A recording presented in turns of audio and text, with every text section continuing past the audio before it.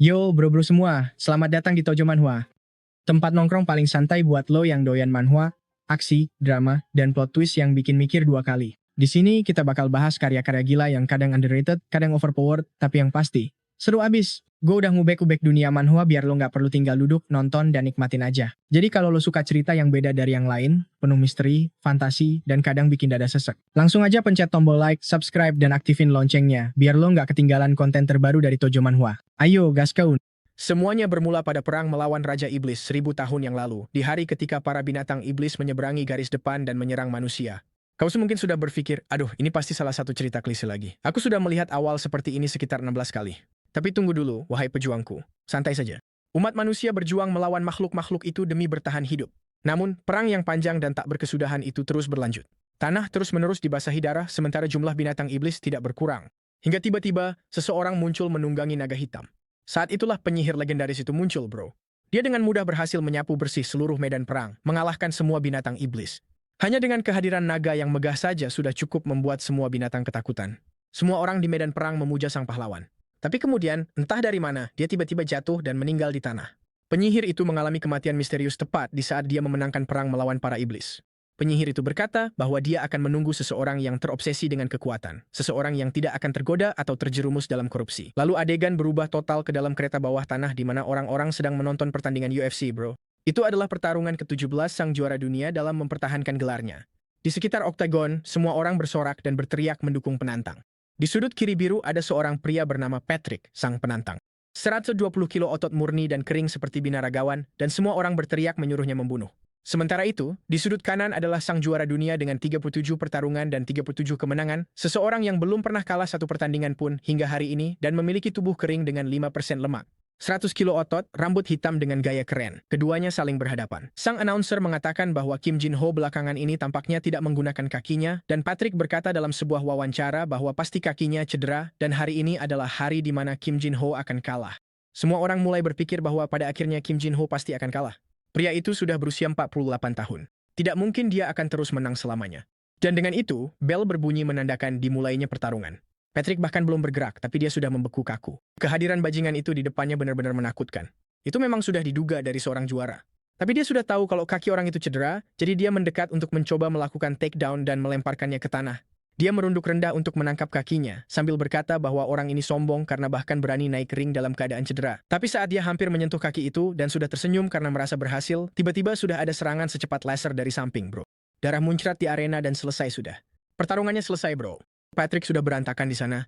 Kim Jin-ho bilang, itulah kenapa dia tidak menggunakan kakinya, kalau tidak bakal terlalu mudah. Gila, sombong banget orang ini.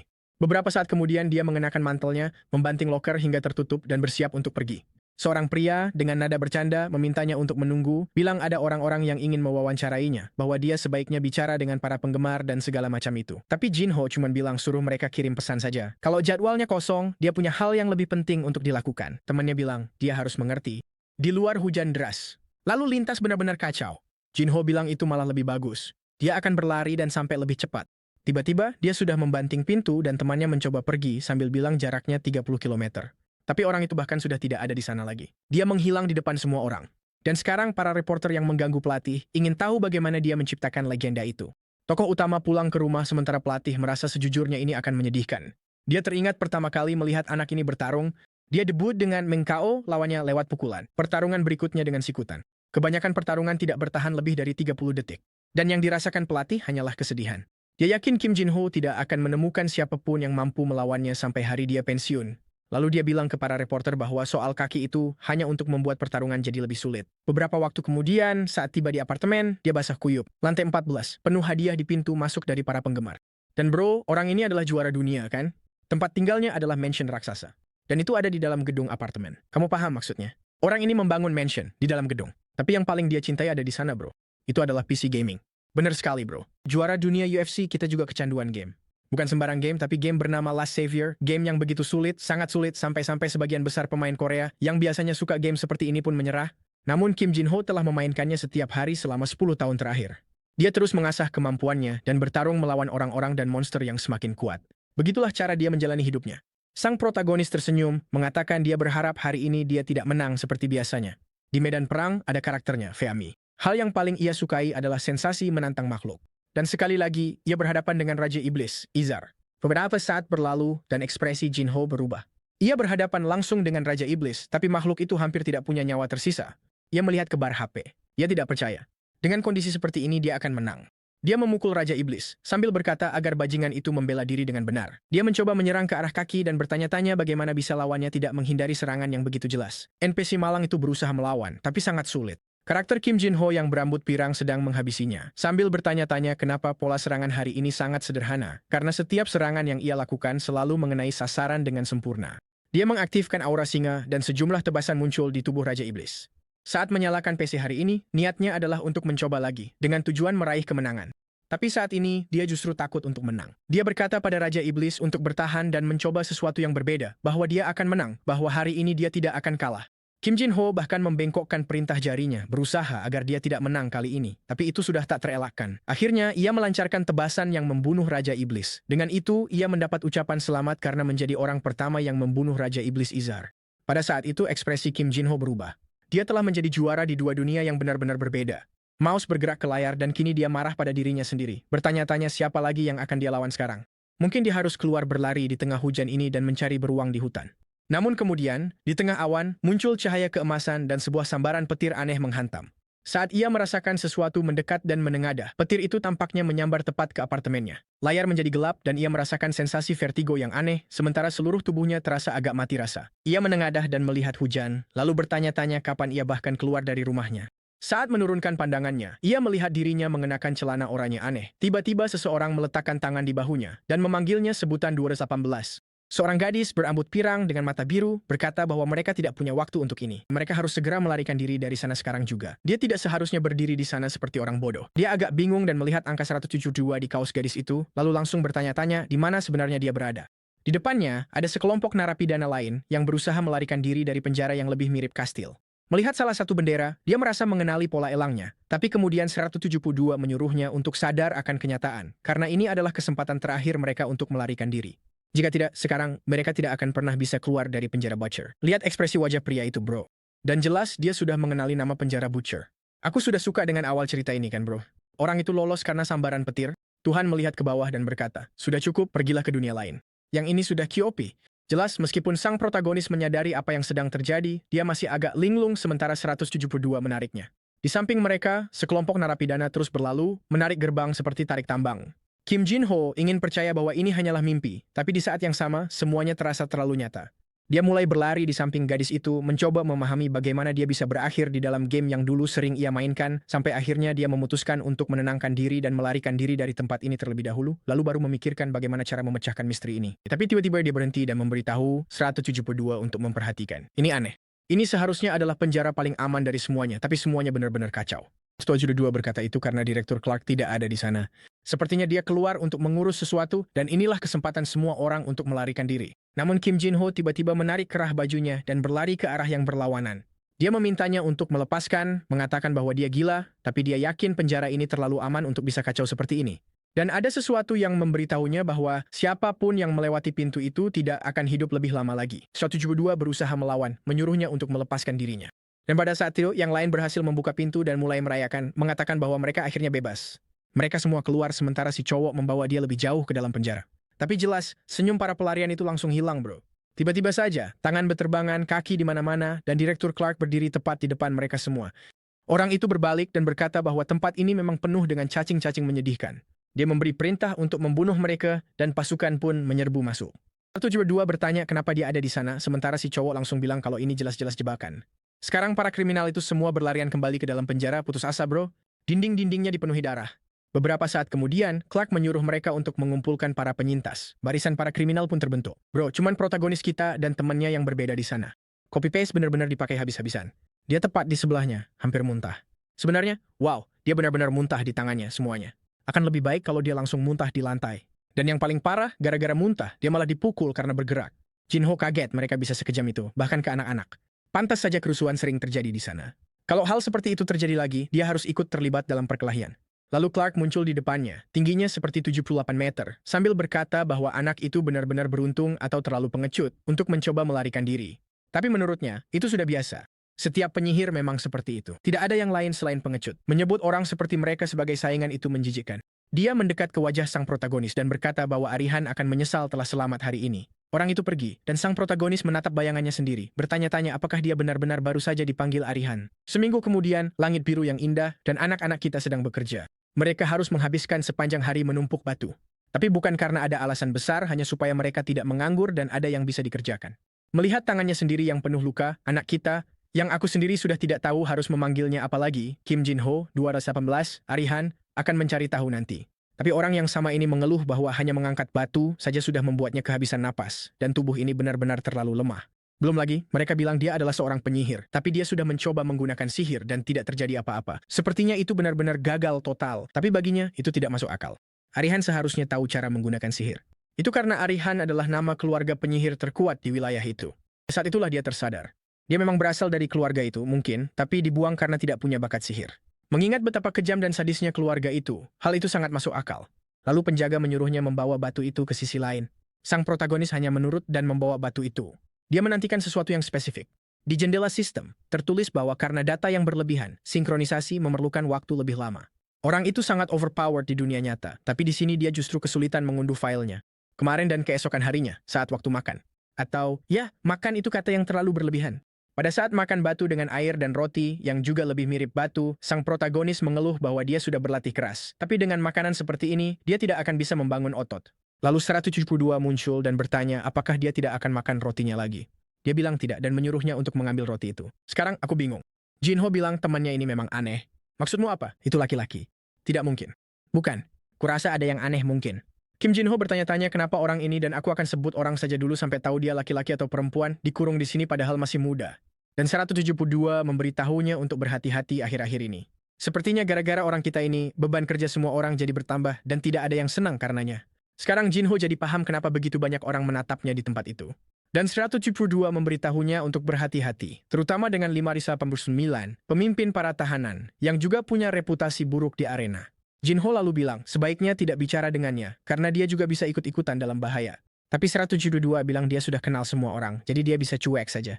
Dan sang protagonis kita berdiri mengatakan bahwa mereka akan mencari tahu sekarang juga. Sekelompok tahanan mulai mendekat dan dia bilang, situasi yang tadi disebutkan akan segera terjadi. Pada saat itu 172 terkejut ketika melihat nomor si pria itu. Benar bro? Secara teori, dia adalah pemimpin para tahanan. Benar? Tapi jujur saja, menurutku dia lebih cocok jadi pemimpin geng botak bro. Sejauh ini, hanya para protagonis kita dan temannya itu yang punya rambut. Tidak mungkin itu hanya kebetulan. Dan sang pemimpin berkata bahwa dia mendengar alasan beban kerja mereka bertambah adalah karena anak itu. 218 hanya ingin tahu apa hubungannya dia dengan hal itu. Ya, maksudku, memang itu salahmu. Benar, dasar brengsek. Dia hampir saja mencari-cari alasan, tapi sudah ada tangan sebesar kepalanya di depan dia, bro. Tangan itu membuat lubang di tanah dan 172 berteriak memanggil anak kita. Tapi seseorang mencengkeram leher sang pemimpin. Apa itu, bro? Kau pikir Kim Jin-ho cuma main-main? Dia langsung mendaratkan lutut tepat di dagu orang itu. Temannya dan para pria botak itu semua panik, memanggil-manggil bos mereka. Dan ekspresi sang protagonis pun berubah. Benar kan? Dia sudah tidak sama seperti sebelumnya, dan sekarang lututnya sama sekali tidak berpengaruh. 589 bertanya, apa barusan itu? Dan sekarang anak kita ditarik kerahnya dan hampir diputar kayak pesawat, bro. Orang itu dilempar ke tembok seperti protagonis yang bertengkar sama pasangannya, bro. Temannya ada di situ, ketakutan memanggil-manggil 215. Tapi bosnya bilang kalau dia nggak mati barusan dia bisa tenang. Dia sudah ditandai untuk mati. Wah, hati-hati, bos. Sebaiknya kau waspada, karena sinkronisasinya baru saja mencapai 100%, bro. Lihat senyum kecil si penjahat itu. Akhirnya, ada juga yang pasang fiber optik di sistem terkutuk yang nggak pernah loading ini. Dan sebentar lagi, hajar-menghajarnya bakal dimulai. Dia sudah bangkit lagi, dikelilingi aura itu, atau dengan tinjunya yang penuh energi biru. Anak itu sekarang udah kayak Dragon Ball dengan auranya, sambil menggerakkan tangan dan pemanasan kaki. Wah gila, dia sudah pasang kuda-kuda MMA, ngajak lawannya masuk ke ring. Bosnya tertawa, sambil berkata, untuk seseorang yang ditinggalkan klannya sendiri, dia benar-benar percaya diri banget. Tapi Jin-ho cuma nyuruh dia diam dan langsung masuk ke ring. Bosnya capek ngomong, langsung lari nyerang dia, bro. Anak kita lihat ada celah di kaki dan langsung kasih low kick. Tapi apa? Kamu kira bakal gampang? Orang itu malah nangkep kakinya, bilang kalau anak ini bakal dapat pelajaran sekarang. Tapi lagi-lagi, apa? Kamu kira bakal gampang? Anak kita malah keluarin jurus Beyblade, muter-muter, dan langsung kena tepat di samping kepala. Bosnya kelihatan agak linglung, tapi sebelum dia bisa pulih, bam, satu lagi tepat di bawah dagu. Bro, orang itu udah pengen jatuh, tapi si anak nggak mau berhenti di situ. Dia kasih tendangan keras lagi, dan bosnya terhuyung mundur. Dengan itu, bosnya langsung jatuh ke tanah, pingsan. Dan si anak kita masih aja dramatis, bilang itulah kenapa dia nggak suka terlalu sering pakai kakinya. Tiba-tiba, seluruh penjara udah pada ngeluarin alat pemotong apel mereka, maju ke arah anak kita, soalnya benda-benda itu bahkan nggak pantas disebut pisau, bener nggak sih bro? Tapi si anak kita nginjek bosnya, narik lengannya, dan ngancem kalau mereka makin deket, orang ini bakal butuh bantuan buat makan seumur hidupnya. Dengan itu, semua kepala pelontos langsung membeku, nggak tahu harus ngomong apa. Jinho menginjak lengan itu lagi, dan bilang dia masih lihat banyak orang berdiri di sana. Kalau mereka mau menghentikan ini, ya panggil saja para sipir. Langsung saja, salah satu dari mereka lari terbirit-birit, sambil bilang kalau nanti sipir datang dan membebaskan bosnya, dia bakal mati. Ternyata pada akhirnya, semua orang itu menyerah dan cuma menggotong bosnya pergi. Beberapa saat kemudian di sel, 172 penasaran gimana caranya dia melakukan itu, bilang itu benar-benar luar biasa.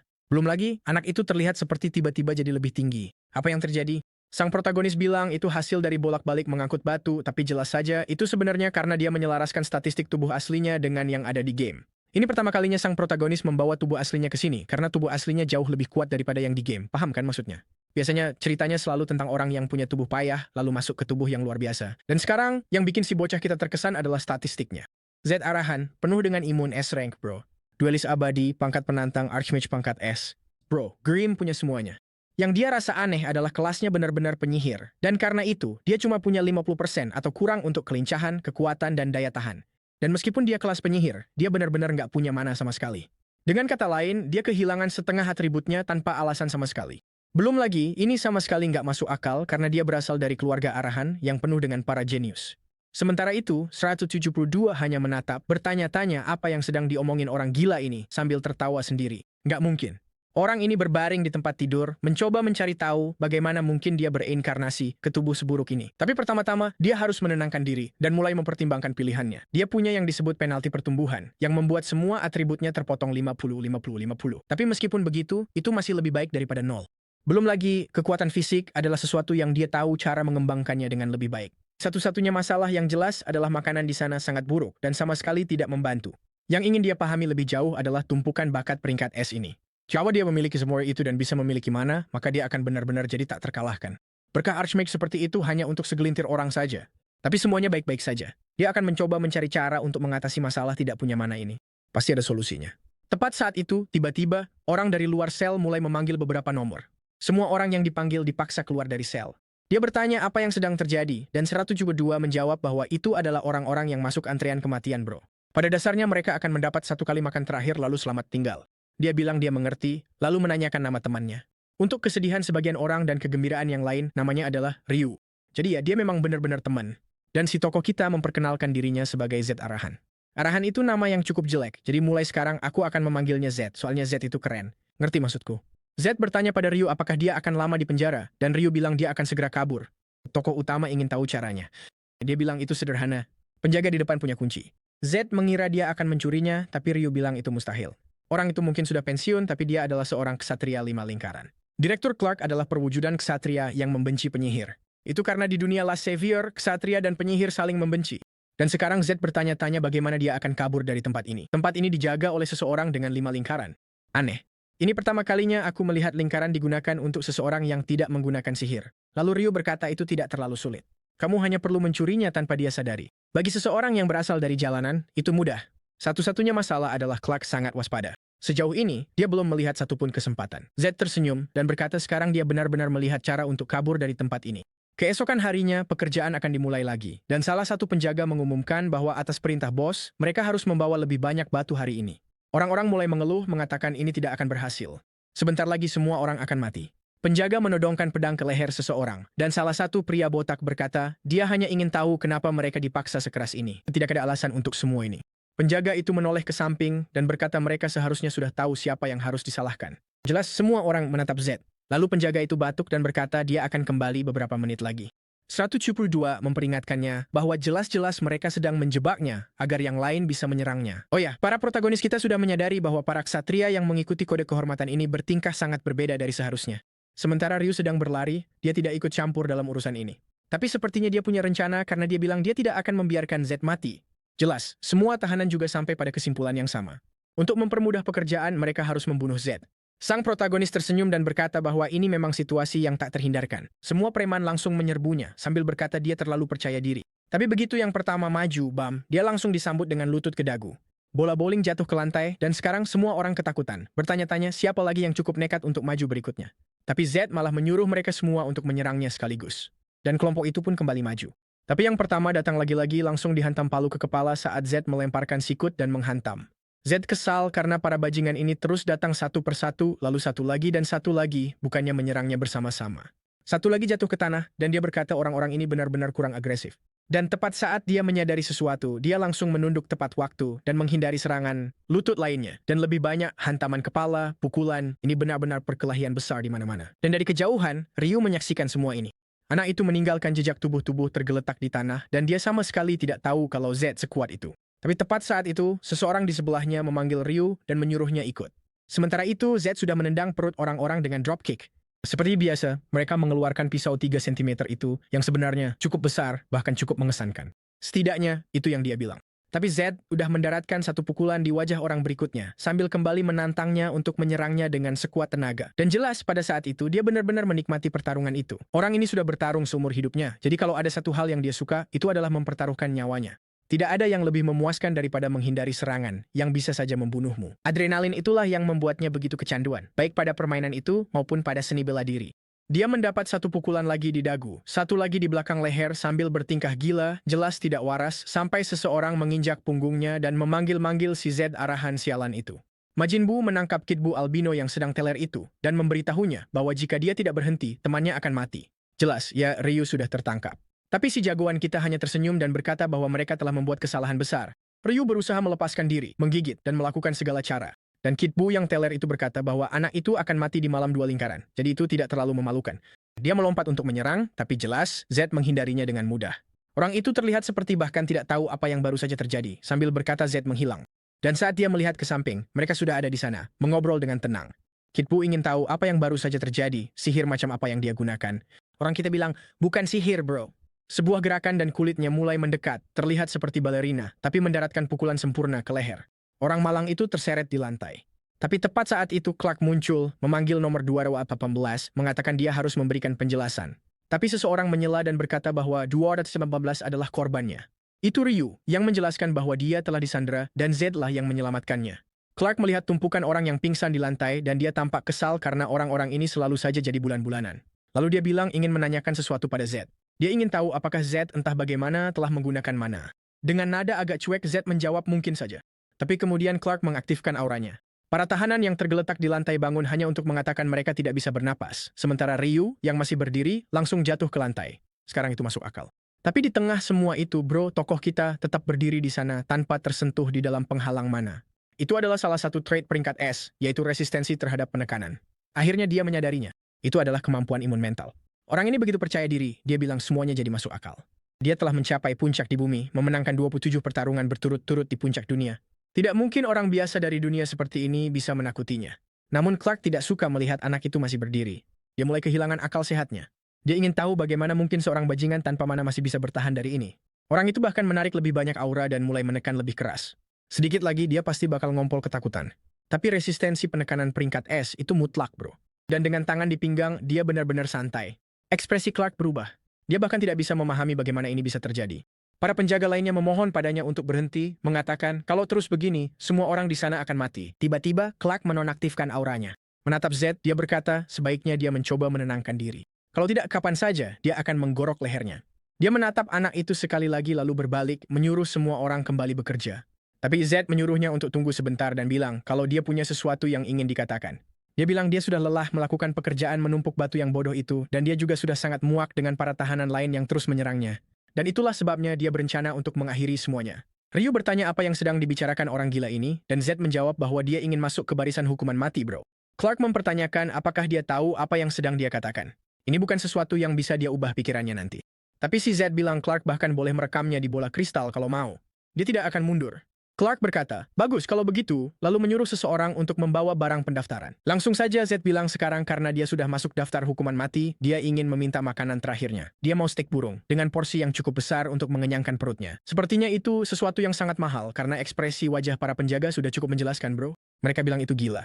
Jelas saja, steak kualitas terbaik itu hanya disiapkan di Kekaisaran Selatan. Dalam game, itu adalah salah satu makanan paling langka yang bisa kamu konsumsi. Lezatnya bahkan bisa mengembalikan kekuatan yang hilang karena usia. Beberapa orang bahkan memakannya di tengah pertempuran untuk memperkuat diri dan memenangkan pertarungan, bro. Tapi si Z sepertinya berencana untuk menimbunnya. Saya tidak mengerti. Mari kita lihat apa yang sedang dia lakukan. Dia bilang ke Clark bahwa mengingat keluarga asalnya dan nilai hidupnya, permintaan itu sudah adil. Selain itu, dia memperingatkan bahwa dia tahu persis seperti apa barang aslinya. Jadi kalau mereka mencoba menipunya, seluruh kesepakatan akan dibatalkan. Tapi Ryu ingin tahu kenapa si gila ini malah berusaha mati. Lalu Z bilang dia lupa soal temannya. Sekarang mereka berdua ada di daftar hukuman mati. Para staf ragu-ragu, tapi Clark memotong dan bilang untuk ikuti perintah. Karena ini soal nyawa seorang arahan, jadi memang sepadan. Si cewek berterima kasih pada mereka, sementara jelas Ryu panik, ingin tahu kenapa dia ikut-ikutan terseret dalam masalah ini. Adegan berikutnya, dia ada di kamarnya sedang bersiap-siap. Ternyata, hanya untuk menemukan steak itu saja butuh waktu lebih dari seminggu. Cowok kita memanfaatkan waktu ini untuk terus berlatih. Sementara itu, Ryu merasa semua ini tidak masuk akal. Dia akan mati juga, jadi buat apa repot-repot olahraga? Lalu Z mengungkapkan sebuah sistem khusus. 100 adalah angka maksimal untuk setiap atribut, dan semua pengalaman yang tersisa akan dialihkan ke atribut yang belum dinaikkan. Dan karena dia sudah punya 100 di semua atribut lain, jelas semua pengalaman yang dia dapatkan akan masuk ke mana. Jelas ya, semua pengalaman yang dia dapatkan masuk ke dalam mana. Tepat di tengah-tengah itu, seorang penjaga muncul memanggil mereka berdua. Dan Z sudah merayakan mengatakan akhirnya saat itu tiba. Makanannya, steak yang sangat langka, sedang dipersiapkan. Begitu Yok, daging sapinya menggigit, dia menangis terharu mengatakan dia belum pernah makan sesuatu yang seenak ini seumur hidupnya. Lalu Z berkata, jangan lupa, itu semua berkat aku. Beberapa efek status negatif milik tokoh kita mulai terhapus sebagian, dia bisa merasakan seolah-olah sebagian pengalaman yang sebelumnya terhalang akhirnya masuk ke dalam tubuhnya. Sementara itu, seseorang masuk ke kamar Clark dan mengatakan bahwa pesta telah dimulai. Dia merayakan dan memerintahkan agar tidak ada yang mendekati kedua orang itu, sambil bertanya-tanya apa yang sebenarnya terjadi hari itu. Anak laki-laki itu tidak melawan, namun Clark merasakan sesuatu yang aneh. Rasanya seperti sihirnya tidak beresonansi. Meskipun dia sudah pensiun, dia masih seorang ksatria lingkaran 5. Seorang penyihir muda tanpa mana seharusnya tidak bisa melakukan hal seperti itu. Pasti ada sesuatu yang mengerikan terjadi hari itu. Tapi hari ini, dia yakin akan mendapatkan informasi yang dia butuhkan. Melihat gelang itu, dia yakin rasa malu yang akan dirasakan akan berkali-kali lipat lebih parah. Beberapa saat kemudian, pesta telah usai dan mereka berdua kekenyangan. Ryu berkata dia siap mati, tapi tokoh kita berkata, sayangnya, dia belum siap. Sekarang tubuhnya penuh dengan energi dan kekuatan, perasaan yang sama seperti saat dia seharian memukul samsak. Pintu terbuka dan dia berbalik, mengatakan bahwa akhirnya mereka datang, sambil langsung bertanya pada Clark apa yang akan dia lakukan sekarang setelah mereka menghabiskan semua makanan. Clark mulai mengatakan sesuatu, tapi tokoh kita menyuruhnya untuk menghapus senyum sedih itu. Dia seharusnya merasa kecewa, bahkan tidak tersisa sedikit pun. Namun Clark justru semakin kesal, mengatakan bahwa bajingan ini terlalu tinggi hati hanya karena garis keturunannya. Tapi tidak apa-apa. Dia meletakkan tangan di pundaknya, berpikir semuanya baik-baik saja. Hari ini dia akan membuat anak itu merasakan penderitaan. Kasihan pria tua itu, umur 40 tahun, masih harus berjuang menghadapi seorang remaja. Sekarang semuanya terungkap. Clark ingin memanfaatkan kehadiran seseorang dari keluarga arahan untuk mendapatkan informasi. Setiap detail tentang bagaimana keluarga itu beroperasi sangat bernilai tinggi. Dia lalu mengaktifkan kekuatan gelangnya, dan Z langsung menyadarinya. Pria itu adalah alat sihir. Clark bertanya apa yang dia rasakan tentang sensasi itu. Tapi tentu saja Z hanya berdiri di sana, sama sekali tidak terpengaruh. Ryu hampir pingsan dan terjatuh ke samping. Lalu Z mengatakan kepada Clark bahwa seharusnya dia bersikap sedikit lebih baik. Clark kehilangan kendali dan langsung memegang kedua bahu Z. Tapi tidak terjadi apa-apa. Z hanya menepuk tangannya sedikit. Sekarang, pertarungan akan segera dimulai, karena dia mengatakan pada Clark bahwa dia memperingatkannya untuk bersikap santai. Jika dia ingin membunuh seseorang, seharusnya dia melakukannya dengan cara yang benar, bukan hanya terus mengeluh. Namun Clark benar-benar kebingungan, tidak mengerti kenapa alat sihirnya tidak berfungsi. Itu hanya mungkin terjadi jika anak itu memiliki lingkaran sihir di atas miliknya. Tapi di usianya itu tidak mungkin. Itu sama sekali tidak masuk akal. Yang berarti hanya ada satu kemungkinan lain, dia pasti memiliki semacam garis keturunan dari arahan yang bisa menetralkan kekuatan. Clark, untuk mencapai lingkaran kelima, dia harus berlatih dan berusaha keras seumur hidupnya. Tapi bahkan seorang penyihir gagal yang dibuang oleh keluarga pun bisa menahan artefak ini. Tiba-tiba, benda itu mati dan Z bertanya apakah dia akhirnya akan berhenti dengan omong kosong ini. Tampaknya, Clark menyerah untuk mengancamnya, dan hanya menundukkan kepala, mengatakan bahwa dia bisa bertahan semaunya. Sekarang setelah keputusan turun dari Yang Mulia, dia akan dieksekusi besok pagi. Dia sebaiknya menikmati malam terakhirnya di dunia ini. Beberapa waktu kemudian di kamarnya, dia sedang membuat beberapa catatan. Meskipun dia tidak bisa banyak belajar, dia tetap menuliskan semuanya. Masalahnya dia mulai terkantuk-kantuk karena kelelahan. Mananya sudah digunakan sampai batas untuk mengaktifkan artefak itu. Dia ingin menyelesaikan laporannya, tapi pena terlepas dari tangannya. Beberapa saat kemudian Ryu terbangun di kamar itu, dan Z ingin tahu apakah dia akhirnya bangun juga. Dia menyuruhnya berhenti mengeluh, meskipun merasa mual atau ingin muntah. Tapi si bocah kita memujinya, bilang kalau dia memang punya tangan yang cepat. Ah bro, sebenarnya aku nggak mau bilang apa-apa, tapi aku merasakan momen itu saat dia mencondongkan badan ke depan untuk jatuh. Itu mencurigakan. Kupikir dia duduk lalu jatuh ke depan, bangun hanya untuk jatuh lagi. Aneh, bukan? Tapi sekarang ada alasannya bro.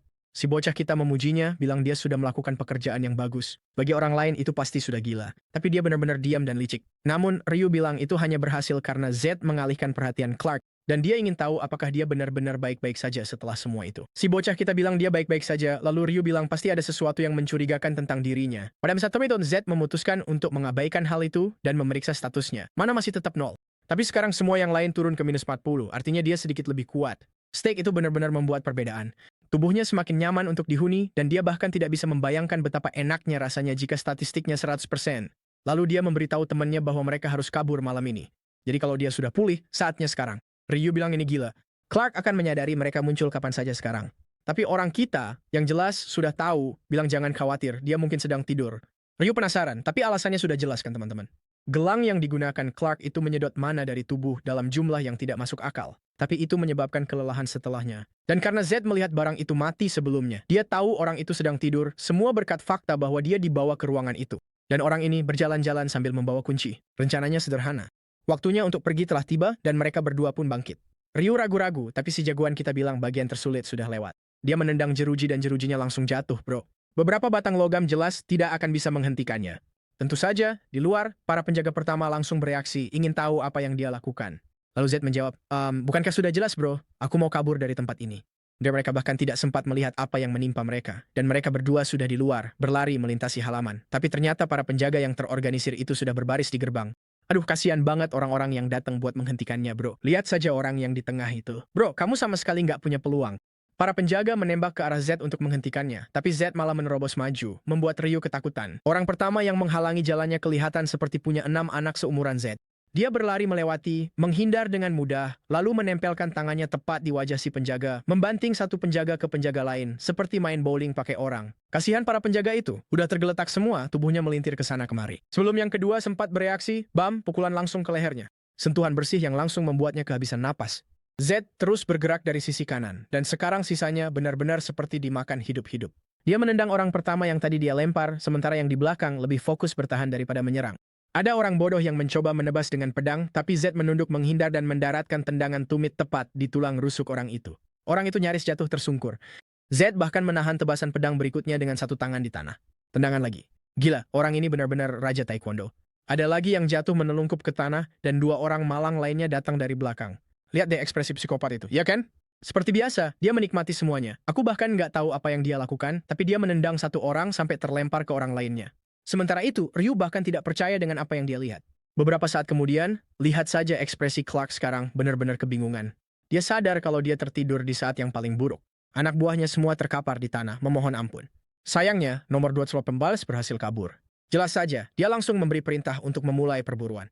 Tapi sekarang adegan berpindah ke sebuah hotel di desa dekat pusat tahanan. Ryu melihat sekeliling, memeriksa apakah ada orang yang datang. Jelas saja, dia dan si bocah kita sangat mencolok dengan seragam oranye itu. Setidaknya, Ryu sudah mengenal seluruh area, jadi dia mulai menunjukkan tempat-tempat kepada Z dan menjelaskan bagaimana semuanya berjalan. Hal pertama yang harus mereka lakukan adalah berbaur dengan penduduk lokal. Jadi mereka mendatangi tempat penyimpanan seorang pengemis untuk mencuri pakaiannya. Bro, katanya itu cara terbaik untuk bersembunyi. Ryu bilang dia akan pergi mencari makanan, dan si bocah kita bertanya bagaimana caranya, karena mereka tidak punya uang, tapi si pencuri kecil itu kan fanboy, bro.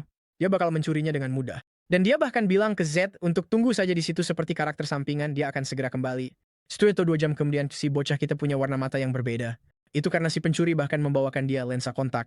Mereka berada di wilayah selatan di mana orang-orang sangat mengagumi pahlawan lama, dan itulah sebabnya mata biru menjadi barang yang cukup tren di sana. Si bocah kita menebak mungkin itu karena klan tempat tokoh utama Torres Barol berasal. Itu adalah keluarga Sword X, dan musuh mereka tentu saja adalah Arrowhands. Sama seperti mereka saling membenci dan benar-benar berlawanan, bahkan warna mata mereka pun berbeda. Dan jelas karena alasan itu, dia tidak bisa berkeliaran sambil memamerkan mata merah menyala itu. Beberapa waktu kemudian, mereka berada di sebuah kabin di dalam hutan. Ini agak mirip seperti di The Beginning After the End, di mana protagonisnya tersesat di hutan bersama gadis elf. Hanya saja di sini, dalam kasus ini dia bersama fanboy, bukan gadis elf. Dan baru sekarang kenyataan mulai menghantam Z. Dia bertanya-tanya bagaimana bisa dirinya berakhir di dalam sebuah game, dan situasi macam apa ini sampai-sampai sekarang dia harus tidur di kandang kuda. Tapi orang gila itu bilang setidaknya hidup jadi menyenangkan. Yang ingin diketahui Z adalah kenapa orang aneh bernama Ryu ini selalu menempel padanya. Selain itu, sepertinya orang itu terus memanggilnya karakter sampingan yang tidak masuk akal. Dia masih butuh bantuan, jadi untuk sementara dia akan membiarkan Ryu di dekatnya, tapi dia harus berhati-hati. Dia belum terlalu mengenal orang ini. Dia tidak tahu sampai kapan dia bisa mempercayai orang ini. Waduh, kasihan banget anak kita benar-benar kesepian, ya. Tapi memang masuk akal kan? Dia berusia 40 tahun, menghabiskan seluruh waktunya untuk bertarung dan bermain game. Tidak ada satu pun jiwa di rumah itu. Keesokan paginya, dia terbangun dan sudah kagum karena semua ini ternyata bukan mimpi. Ryu bilang dia kagum karena seorang bangsawan seperti Z bisa tidur di tempat seperti ini. Z bertanya padanya, apakah dia suka tempat ini? Dan temannya hanya menjawab sesuatu yang sudah jelas, kan bro? Tidak ada yang namanya suka kalau kamu miskin. Kamu tidur dimanapun kamu bisa. Meskipun anak kita mengambil alih hidup orang ini di tengah jalan, dia juga sangat kaya di kehidupan sebelumnya. Dan seperti kapitalis sejati bro, dia bangun dan bilang sudah waktunya cari uang. Kamu tidak bisa naik level dan jadi kuat kalau bahkan tidak punya tempat untuk tidur atau makan. Ryu bilang itu akan sangat sulit. Mereka jelas sedang diburu oleh Clark dan sebentar lagi mereka pasti akan ditemukan. Z bertanya apakah dia bicara soal mencuri, tapi anak kita bilang itu mustahil. Tidak mungkin mencuri cukup banyak untuk jadi kaya di tempat seperti ini. Pertama-tama, mereka harus menghasilkan uang dengan cara yang adil dan jujur. Dengan kata lain, arena kan bro? Dan di sanalah kita, di arena bawah tanah. Tempat pasir bertebangan dan semuanya berhadapan langsung, dahi lawan dahi. Lihat senyum kecil penuh percaya diri itu. Kalau ada satu tempat di mana dia merasa seperti di rumah sendiri, ya di situ. Dan sekarang aku baru sadar, bukankah orang ini agak mirip Mikasa versi laki-laki dari Attack on Titan? Sedikit syal, rambut hitam itu, seperti Mikaso. Luar biasa. Dan di sanalah mereka bro, di tengah kerumunan, di tengah kegilaan pertarungan. Ryu tentu saja sudah bilang dia pasti sedang memikirkan sesuatu yang aneh, karena ini pasti tempat yang salah. Tapi si gila bilang, nggak mungkin, tempat ini sempurna. Bro, orang itu menggigit bau seseorang. Tapi lalu bam, dia langsung kena pukulan meriam di mulut. Ini murni perkelahian jalanan. Nggak ada aturan di sini, bro. Pukulan ke tulang rusuk, gigitan di mana saja yang bisa. Ini benar-benar kacau. Penonton bersorak menikmati pertarungan itu, sementara Ryu ketakutan dan si bocah kita malah merayakan. Tingkat pertarungannya ternyata lebih baik dari yang dia kira. Dia pikir lawannya cuma kumpulan amatir, tapi ternyata mereka nggak seburuk itu. Lalu Yujiro Hanma versi Walmart datang berlari dan mendaratkan pukulan telak ke si besar. Orang itu menderita beberapa detik, bahkan lebih dari 1 detik, karena dia kena serangan combo penuh. Ryu panik menyuruh Z untuk mempertimbangkan ulang, tapi kemudian dia sadar temannya sudah menghilang. Semua orang di penonton panik, bro. Hanma tangannya berlumuran darah, tapi lihat siapa yang berdiri di sana memegang lengannya.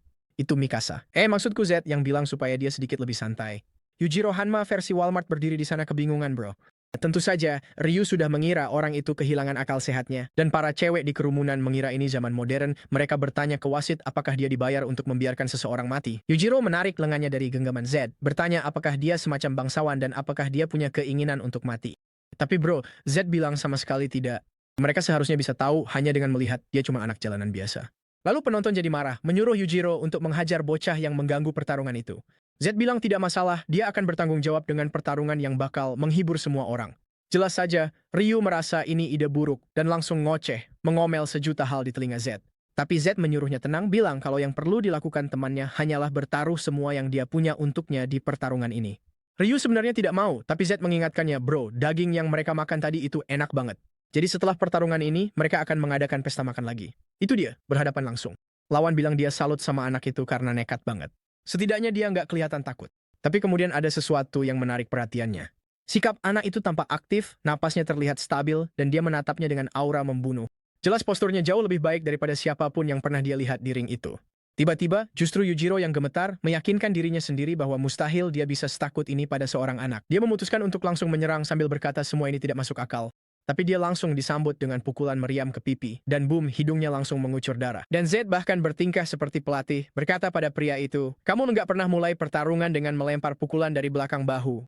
Dia langsung mulai melancarkan kombinasi pukulan ke pria malang yang berusaha menghindar, tapi terus saja kena tepat di rahangnya. Anak kita menjelaskan bahwa kamu harus selalu menjaga lengan tetap di depan, karena itu berfungsi untuk bertahan sekaligus menyerang. Kasihan Yujiro, wajahnya dihujani pukulan seperti senapan mesin. Z terus saja menjaga lengannya di depan, bertahan dan menyerang sekaligus. Wajah Yujiro mulai bengkak, sementara Ryu menutup matanya, berdoa. Dan perlahan-lahan dia membuka matanya tepat pada waktunya untuk melihat si malang itu sudah berlutut di tanah. Sementara itu Mikasa di sana tersenyum puas, ya kan bro? Ryu tidak percaya dengan apa yang terjadi, tapi entah kenapa aku nggak ngerti kenapa dia bisa nggak percaya. Apa kamu nggak lihat Z mengalahkan satu penjara penuh orang? Kasihan Yujiro kawan. Dia berusaha membuka matanya, hanya bisa melihat bentuk-bentuk samar. Dia tidak percaya dia akan kalah dari anak seperti ini di depan semua orang. Dia mencoba memukul sekali lagi, tapi Z dengan mudah menghindar dan kembali menghajarnya habis-habisan. Satu pukulan bersih terakhir tepat di tengah arena, dan dia langsung terjatuh telentang. Anak kita langsung menoleh ke wasit dan memintanya untuk mengakhiri pertandingan. Dia menang. Tapi ingat bro, ini rumah taruhan. Dan orang itu tahu kalau dia menyatakan Z sebagai pemenang, banyak orang yang bakal marah. Tapi dia memang tidak punya banyak pilihan. Yujiro tidak bangun-bangun. Jadi selesai sudah. Z dinyatakan sebagai pemenang. Jelas saja, si pintar bilang pertarungan tadi bahkan belum cukup untuk pemanasan. Beberapa waktu kemudian, dengan sekantong koin di tangan, dia bertanya pada temannya kenapa cuma segini. Secara teori, ada 90 orang yang bertaruh melawannya dan hanya satu yang mendukung. Si penjaga taruhan bilang perhitungannya sudah benar. Dia mengikuti prosesnya persis seperti seharusnya. Z bersikeras dengan jumlah taruhan sebanyak itu seharusnya dia dapat jauh lebih banyak. Dia memanggil Ryo dan dari ekspresi wajahnya saja sudah kelihatan kalau dia tidak bertaruh semua untuk bro.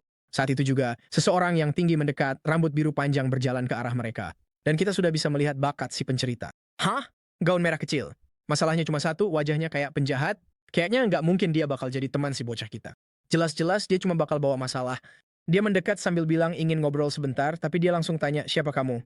Dunia ini aja belum modern, tapi yang satu ini udah kayak habis filler. Lihat ukuran bibir bawahnya itu. Dia bilang, kalau dia tidak tahu siapa dirinya, berarti ini pertama kalinya dia di sini. Dia adalah pemilik arena yang dikenal sebagai Herna.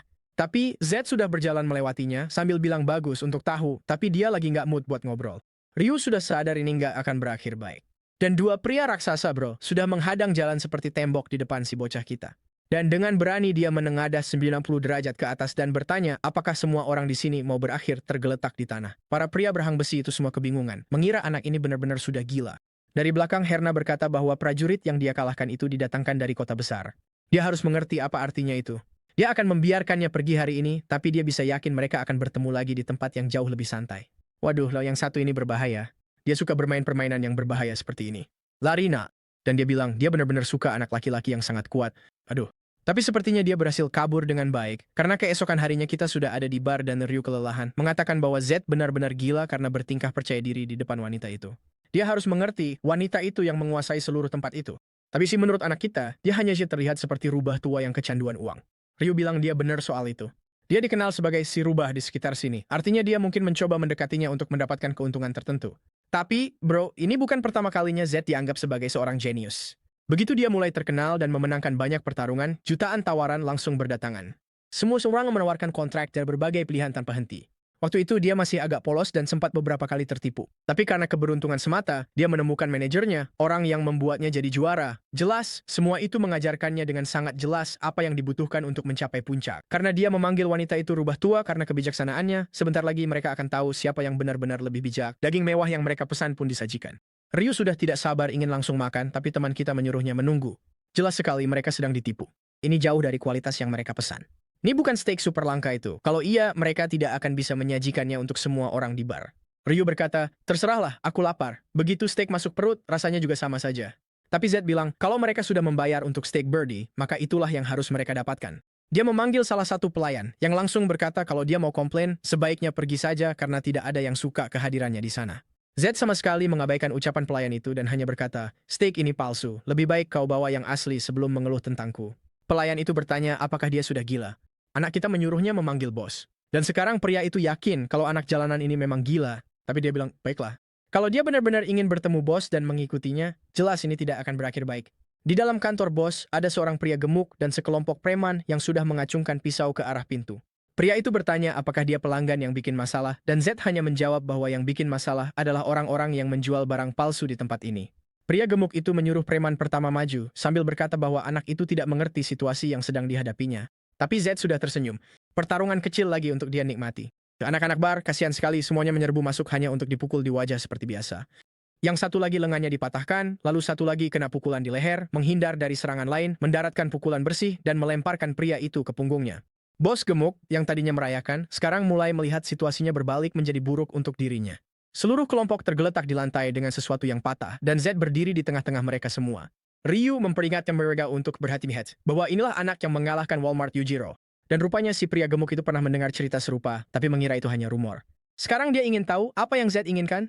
Anak-anak itu mendekat dan berkata bahwa sebenarnya dia cukup masuk akal. Pertama, mereka akan mengembalikan uang yang sudah dia bayar.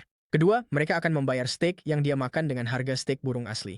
Pria gemuk itu berteriak, mengatakan mereka hanyalah sekelompok penipu kecil. Tapi sepertinya dia benar-benar sial. Hah, saudara? Karena malam pun tiba dan Ryu berbaring di tempat tidur dengan bahagia, merayakan dan berkata dia belum pernah tidur di tempat yang selembut ini. Lalu dia berbalik dan memuji anak kita, mengatakan dia memang luar biasa, seperti yang diharapkan dari seorang bangsawan dari keluarga berpengaruh. Z berkata, negosiasi itu mudah kalau kamu punya kekuatan. Benar bro. Dan dengan itu malam pun kembali tiba. Seperti biasa, bro, Ryu ada di sana dengan ekspresi aneh di wajahnya di tengah malam entah dari mana. Tiba-tiba, dia bangun dan memanggil Z. Dia bertanya apakah dia sudah siap. Anak kita tidak menjawab, jadi Ryu bangun dan pergi. Tapi jelas kan bro, Z sudah terjaga sepanjang waktu dan melihat semuanya.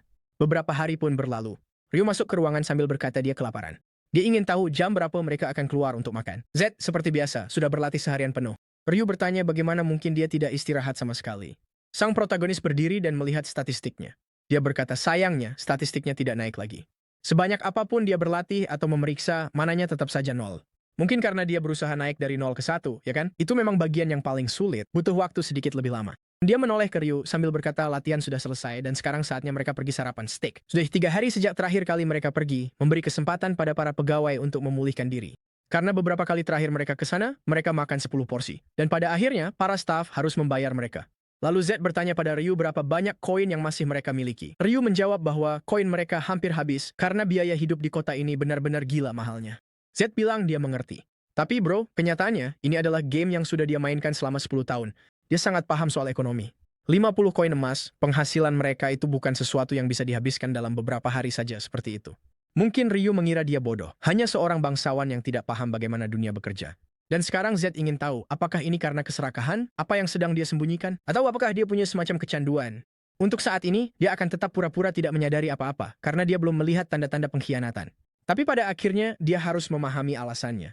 Sesampainya di bar, salah satu dari mereka membuka pintu dan memberitahu bos bahwa mereka sudah datang dan kali ini mereka punya rencana bro. Dia menyuruh orang itu memastikan semua orang sudah siap. Begitu anak kita datang, dia langsung disambut dengan jamuan makan malam diterangi cahaya lilin. Pelayan mengatakan dia berharap anak kita merasa seperti di rumah sendiri. Jelas Z sudah merasa ini aneh dan ingin tahu kenapa mereka tiba-tiba jadi sangat ramah. Begitu mereka masuk, dia melihat sekeliling, tidak melihat ada pembunuh bayaran. Restoran itu tampak sama seperti biasanya. Menyela pikirannya, Ryu membungkus sedikit daging dengan selada dan menyuruhnya untuk mencicipi. Anak kita meraih tangannya dan berkata, baiklah, dia akan makan tapi tetap waspada terhadap segala sesuatu di sekitar mereka. Tapi jelas, begitu dia menggigitnya, dia merasa ada yang aneh dan langsung menyuruh Ryu untuk meludahkannya. Tentu saja dia langsung membuangnya, ingin tahu racun macam apa ini. Z bilang jumlahnya sedikit. Itu tidak akan membunuh mereka, tapi jelas ada sesuatu yang sedang terjadi. Dia membuka layar statusnya dan sekarang mengerti kenapa para staf begitu ramah. Jelas dengan resistensi racun absolut tidak terjadi apa-apa padanya. Tapi masalahnya setelah makan banyak dia pada akhirnya akan mati juga. Ryu ingin tahu apakah dia benar-benar yakin itu racun.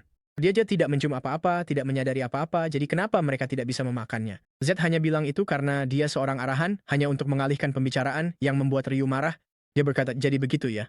Orang sombong ini memang benar-benar di level yang berbeda. Saat itulah sang protagonis tersenyum, mengatakan sudah waktunya membuat mereka membayar karena mencoba hal seperti itu. Beberapa saat kemudian, bosnya muncul, jelas-jelas kesal, ingin tahu apa yang diinginkan anak-anak itu darinya. Z duduk di ujung meja dan berkata bahwa dia hanya penasaran dan punya beberapa pertanyaan. Tapi bosnya menyadari bahwa semua piring sudah kosong, jadi mereka sudah memakannya semua, dan racunnya seharusnya mulai bereaksi kapan saja. Tapi kemudian dia berkata bahwa dia tidak di sini untuk menjawab apapun. Dia tidak akan berbicara dengan orang-orang yang hanya ingin memeras uang darinya. Z berkata bahwa, seperti yang bisa dilihat, bos benar-benar salah paham tentang situasinya. Dia menyuruh Ryu untuk memberikan sedikit daging kepada teman mereka agar mereka bisa berbicara sambil makan. Jelas, Ryu memberikan gulungan daging yang mungkin sudah dia pegang selama sekitar 40 menit dan pria gemuk itu hanya berdiri di sana, kan? Ingin tahu kenapa mereka menawarkan sesuatu seperti itu. Anak kita bilang itu adalah tanda perdamaian. Jika pria itu menerima untuk memakannya, maka dia akan menerima syarat apapun setelahnya. Bosnya bilang dia tidak tertarik. Dia sama sekali tidak berniat berdamai dengan anak itu. Z ingin tahu apakah mungkin pria itu memang suka sekali memberinya uang atau ada alasan lain dia tidak mau memakan itu. Misalnya, kalau makanan itu beracun. Pria gemuk itu terbata-bata mencoba menjawab dan Z sudah bilang dia salah kira kalau dia akan bisa keluar dari situasi ini dengan mudah. Dia menendang meja dan semua daging yang seharusnya mereka makan jatuh ke lantai. Z bilang dia sudah bersikap lunak tapi sampah seperti dia memang suka menderita ya. Meski begitu, pria gemuk itu menepuk dinding, mengatakan tidak ada racun dan kalau mereka bisa menunjukkan bukti, dia akan mengakuinya. Anak kita itu mengambil lensa kontak dari matanya, mengatakan itu sudah cukup sebagai bukti. Begitu melihat mata merah itu, pria itu langsung tahu dia adalah seorang arahan. Dia jatuh terduduk, benar-benar ketakutan, takut kalau dia akan mati. Dalam hitungan detik, dia sudah berlutut memohon ampun, mengatakan dia tidak tahu kalau Z adalah seorang bangsawan. Pria itu menangis terseduh-seduh, putus asa, ingin tahu kenapa anak dari keluarga seperti itu berkeliaran dan pura-pura jadi pengemis. Pada saat itu juga, Z menyadari sesuatu. Nama Arahan ternyata punya kekuatan jauh lebih besar dari yang ia bayangkan. Dia bertanya apakah pria gemuk itu akan melakukan apapun yang dia perintahkan, dan pria itu menjawab, iya. Z mengatakan syarat pertamanya adalah dia tidak boleh memberitahu siapapun tentang identitasnya. Pria itu setuju. Lalu Z memberikan syarat kedua. Dia harus menyerahkan setengah dari semua uangnya, dan sebagai gantinya, Z akan berpura-pura seolah-olah semua ini tidak pernah terjadi. Ternyata keluarga Arahan memang sangat berbahaya, karena aku kira pria gemuk itu akan berkata, itu terlalu banyak. Tapi ternyata tidak, dia langsung setuju dan bilang akan segera mengambil uangnya. Dia berlari keluar sambil berkata, sebaiknya dia segera menyerahkan uangnya, sebelum anak itu berubah pikiran. Z memasang kembali lensa matanya, dan Ryu memujinya, mengatakan nama Z benar-benar membuat pria itu ketakutan. Dia bahkan tak punya nyali untuk bicara, tapi Z sudah memperingatkan malam ini akan jadi malam terakhir mereka di kota ini. Tapi lihat siapa yang masuk saat itu, ingin tahu apa yang terjadi dan kenapa semua orang terburu-buru. Keduanya menoleh dan melihat Herna masuk dengan tangan terlipat, sambil berkata akhirnya mereka bertemu lagi. Dia memuji anak laki-laki kami, dan mengatakan dia bahkan lebih mengesankan dari yang dibayangkannya. Kini Z mulai ragu, tidak yakin apakah Herna sudah tahu dia berasal dari keluarga Arahan. Itu memang masuk akal. Sekarang bos Z ragu-ragu, tidak yakin siapakah bisa mengetahui bahwa dia berasal dari keluarga Arahan. Itu masuk akal. Dan dia melihat pria gemuk itu menggelengkan kepala ke kiri dan ke kanan. Jadi kemungkinan besar itu bukan masalahnya, yang berarti mungkin dia mendapat informasi dari penjara. Jika pria gemuk itu tahu bahwa dia adalah Arahan yang ditinggalkan, kesepakatannya akan batal. Jadi dia harus menyelesaikan ini dengan cepat. Dia berkata baiklah dia akan menerima percakapan pribadi dengannya. Sekarang berhadapan langsung di meja, dia bertanya mengapa dia ada di sini atau mengapa dia mencarinya. Herna memiringkan kepalanya ke samping dan berkata bahwa dia salah paham lagi. Dia tidak datang ke sini untuknya. Dia ada pertemuan dengan klien di sana. Pada saat itu, Z menyadari bahwa klien itu adalah Ryu, yang meminta maaf karena telah melakukan hal seperti itu. Herna berkata dia minta maaf, tapi sayangnya dia masih belum bisa memenuhi bagiannya dalam kesepakatan. Ryu berdiri dengan marah, mengatakan bahwa itu bukan yang mereka sepakati, dan bahwa dia sudah membayar banyak uang. Tapi Herna berkata, mustahil menemukan seseorang yang sudah menghilang selama itu. Mereka bisa saja masih hidup atau sudah mati. Z menyadari apa yang terjadi dan berkata, mereka akan menyelesaikan ini secara berbeda. Karena dia ingin bernegosiasi dengannya, dia akan bernegosiasi dengan mereka. Dengan kata lain, si anak Pitate akan membantunya jika dia menyelesaikan masalah Ryu terlebih dahulu. Herna berterima kasih padanya dan berkata permintaannya akan sangat sederhana. Yang dia inginkan hanyalah agar dia bertarung melawan Walmart Yujiro satu kali lagi. Ryu bilang itu jelas-jelas jebakan, tapi saat itu juga, Z sudah menerimanya bro. Wajah filler bibir itu sudah bernostalgia, bilang jangan khawatir, dia akan menepati bagiannya dalam kesepakatan. Beberapa waktu kemudian, mereka berjalan kembali di jalanan, dan Ryu di sana memegang kantong koin kecil. Z bertanya kenapa dia memasang wajah seperti itu. Mereka menghasilkan banyak uang. Tapi Ryu meminta maaf, mengatakan dia tidak ingin menyembunyikan apapun darinya sejak awal. Karena dia tahu kota ini dan semua orang yang lewat di sana, Ryu pikir dia akan jadi sumber informasi yang bagus. Tapi ya, dia seharusnya memberitahu Z sebelumnya. Z bilang tidak apa-apa. Lagian, dia sudah tahu sejak awal kalau Ryu mencuri uang. Ryu agak terkejut dia tahu, tapi Z bilang itu hanya supaya Ryu tidak terlalu merasa bersalah. Dia baru saja menyadari bahwa uang itu diberikan kepada Herna. Ryu ingin tahu kenapa dia tidak mengatakan apa-apa. Dan si bocah kita hanya bilang karena dia tidak peduli. Bantuan yang diberikan Ryu jauh lebih berharga daripada koin-koin itu. Tapi dia juga bilang dia tidak selalu membiarkan hal seperti itu begitu saja. Mulai sekarang Ryu sebaiknya tidak menyembunyikan apapun lagi. Tidak peduli di mana dia dilahirkan, dia tidak bisa bertingkah seperti sampah. Bro, maksudmu apa dengan itu? Apa kamu bilang semua orang miskin itu sampah? Dasar brengsek. Sini, biar aku hajar kamu. Tapi Ryu sudah berlinang air mata, meminta maaf, bersumpah dia tidak akan melakukannya lagi. Meski begitu, dia memohon pada si bocah agar tidak ikut bertarung. Mereka bisa saja mengambil uang itu dan menghilang dari tempat ini. Z bertanya, bagaimana dia akan mendapatkan informasi tentang saudaranya jika mereka kabur sekarang? Ryu pun menjawab bahwa dia sudah mengetahuinya. Perempuan itu akan menipu mereka lagi. Z memikirkannya. Ryu bukan orang bodoh, jadi jelas bahwa dia pergi ke Herna karena dia benar-benar putus asa. Dia tahu itu tawaran yang buruk, tahu peluangnya kecil, tapi dia tidak punya pilihan lain. Sementara itu, si Herna sialan itu memang tipe orang yang memanfaatkan anak-anak putus asa dan meninggalkan mereka begitu saja. Dan ya, dia mengakui bahwa dia juga sempat ingin kabur, tapi dia berubah pikiran. Ryu memohon padanya untuk melupakan saja. Jelas sih kak, sekarang dia percaya pada kemampuan Z. Tapi meskipun begitu, Herna pasti akan mengatur sesuatu. Tapi Z hanya berkata itulah alasan dia ingin bertarung. Tidak ada yang lebih memuaskan daripada menyingkirkan sampah yang menghalangi jalanmu. Dia yakin Herna sudah habis-habisan mempersiapkan orang ini, memakai segala kecurangan yang mungkin. Semua demi membuat Z kalah, dan justru itu yang membuatnya sempurna. Sementara itu, kembali di penjara. Wah, aku hampir lupa sama mereka. Mereka masih saja memburu anak kita. Salah satu dari mereka datang melapor ke Clark bahwa semua pasukan sudah siap. Dia membanting meja sambil berkata bahwa akhirnya mereka akan menyingkirkan tikus, sialan yang bersembunyi tepat di bawah hidung mereka. Mulai hari ini, si arahan sialan itu tidak akan keluar hidup-hidup. 3 hari kemudian, di sanalah kita, tepat di tengah arena. Walmart Yujiro mengangkat kedua tangannya berkata, hari ini dia akan membunuh si bocah. Z heran, orang ini masih saja percaya diri setelah dipermalukan habis-habisan.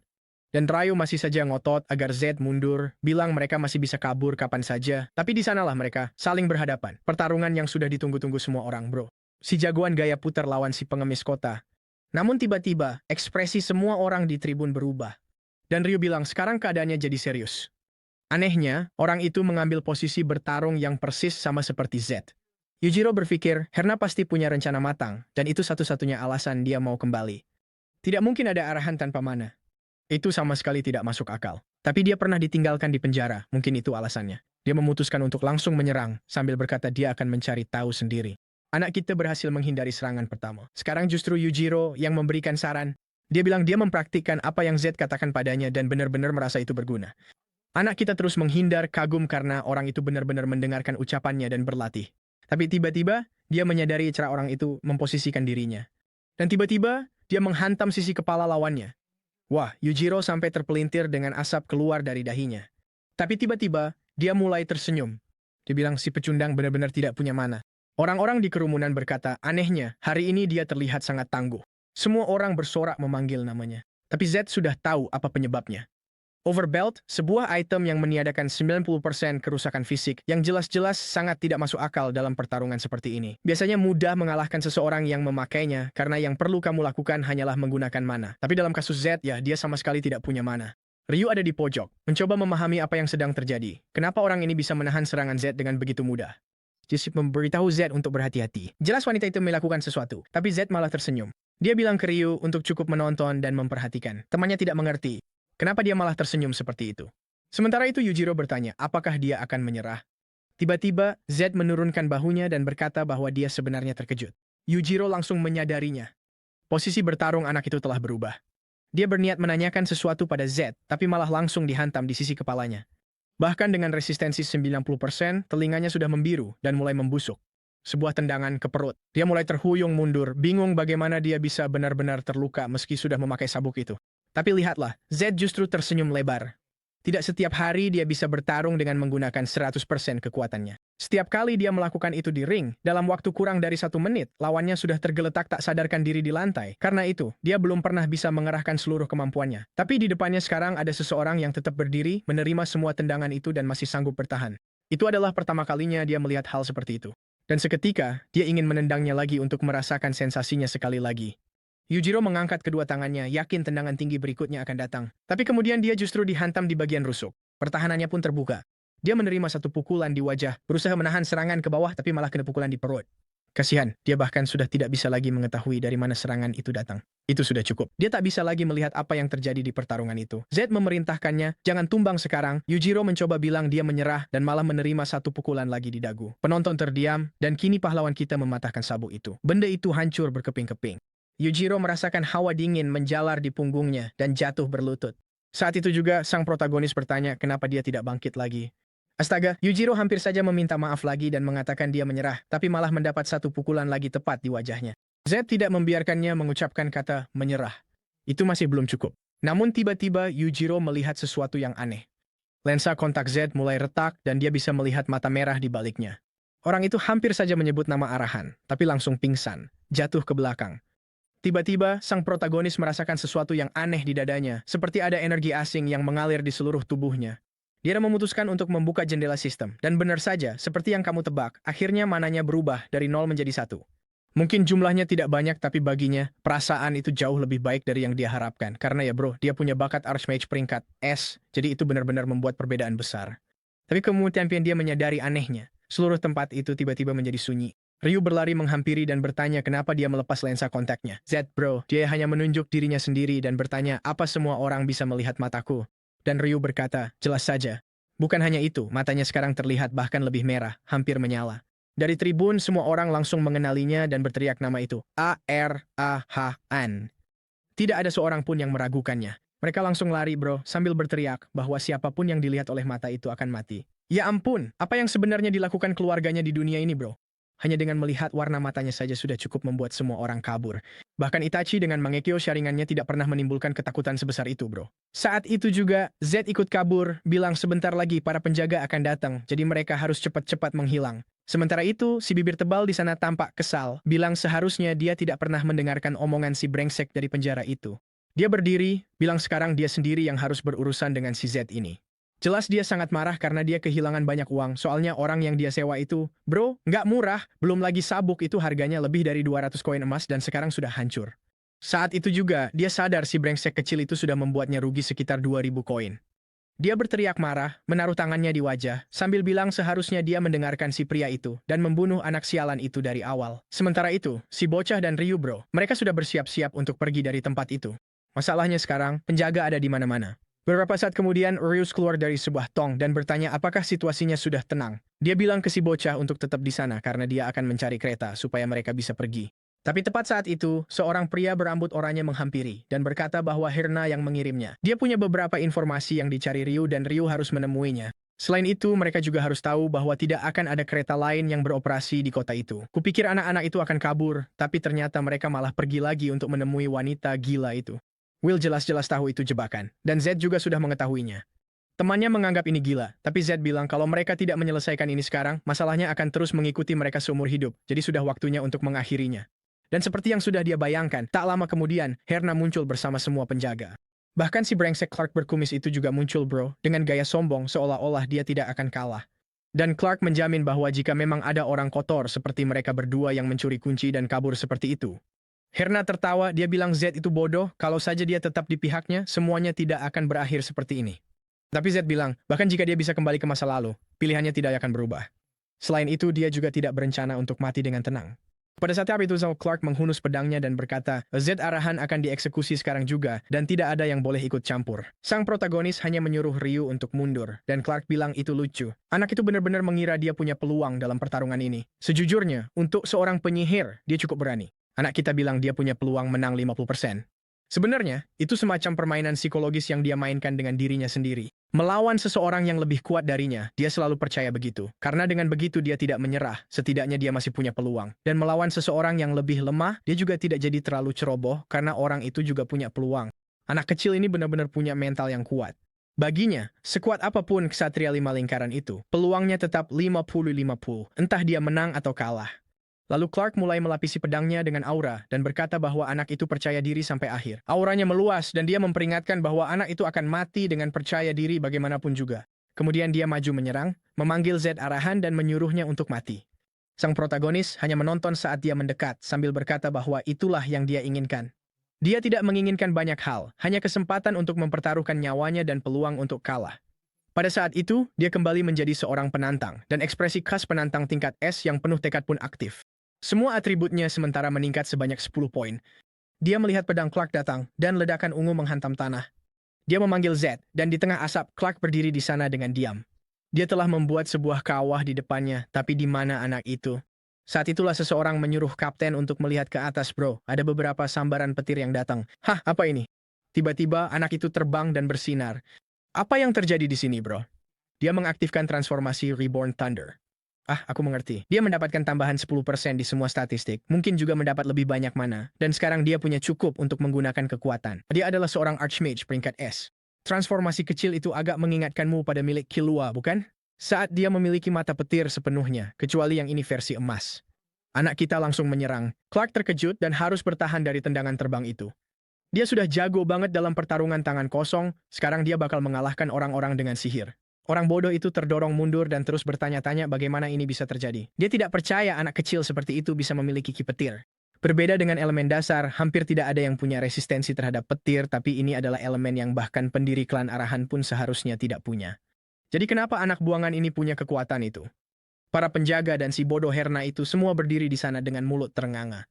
Ryu yang ada di samping bahkan sudah tidak terkesan lagi. Clark, bagaimanapun menghentakkan kakinya dengan kuat ke tanah, berpikir inilah yang paling dia benci. Orang-orang yang mendapatkan segalanya hanya karena garis keturunan mereka. Dia menebas ke arah Z sambil berkata dia benci orang seperti dia saat anak kita malah menghindar ke belakang ala Matrix, bro. Clark ngotot mengirimkan tebasan silang, tapi anak kita menghindar satu, menghindar lagi, dan mulai mendekat. Namun Von Clark berhasil menebas ke samping kepala Z dan yakin anak itu tidak akan bisa menghindar kali ini. Tapi pedangnya malah seperti menabrak semacam penghalang listrik. Anak itu sepertinya punya perisai alami, dan sekarang dia sudah tepat di sebelah Clark, mendaratkan pukulan telak di tulang rusuk. Dan gila, frame itu keren banget. Rasakan itu di dadamu, bodoh. Sementara dia menggeliat kesakitan karena listrik, bro, bulan Korea jadi makin liar. Sebuah ledakan ungu menghantam, dan orang itu kembali bangkit. Ya, dia memang luar biasa. Masalahnya, bro, dia sudah jago banget menghindar, dan sekarang dia juga dialiri listrik. Menghindar lagi dari serangan, datang dari samping, dan mendaratkan satu lagi di dagu. Clark nggak bisa paham kenapa anak ini bertarung seperti ini. Seharusnya dia itu seorang penyihir. Jelas, para penyihir biasanya menggunakan penghalang dan menjaga jarak untuk melontarkan mantra, dan itulah sebabnya ketika seorang ksatria mendekat, mereka selalu kalah. Itu semacam hukum di dunia ini dan hukum yang belum pernah dilanggar. Dan itulah mengapa anak di depannya ini benar-benar tidak masuk akal. Petir makin banyak berterbangan, dan Clark berusaha menahan serangan itu. Ini pertama kalinya dia melihat penyihir dengan gaya seperti ini. Jadi dia sama sekali tidak punya strategi. Dia memutuskan mengubah rencana dan mundur untuk menggunakan serangan tebasan pedang jarak jauh. Tapi Z jauh lebih cepat, dan dalam sekejap mereka sudah berhadapan lagi. Z mendaratkan satu pukulan lagi tepat di wajah. Clark tidak bisa melihat celah sama sekali dan kembali menerima satu pukulan di perut. Waduh, sekarang dia terpental sampai ke sisi lain, menabrak pohon, si malang itu memuntahkan, entah, 3 liter darah sementara prajurit di sampingnya bertanya apakah dia baik-baik saja.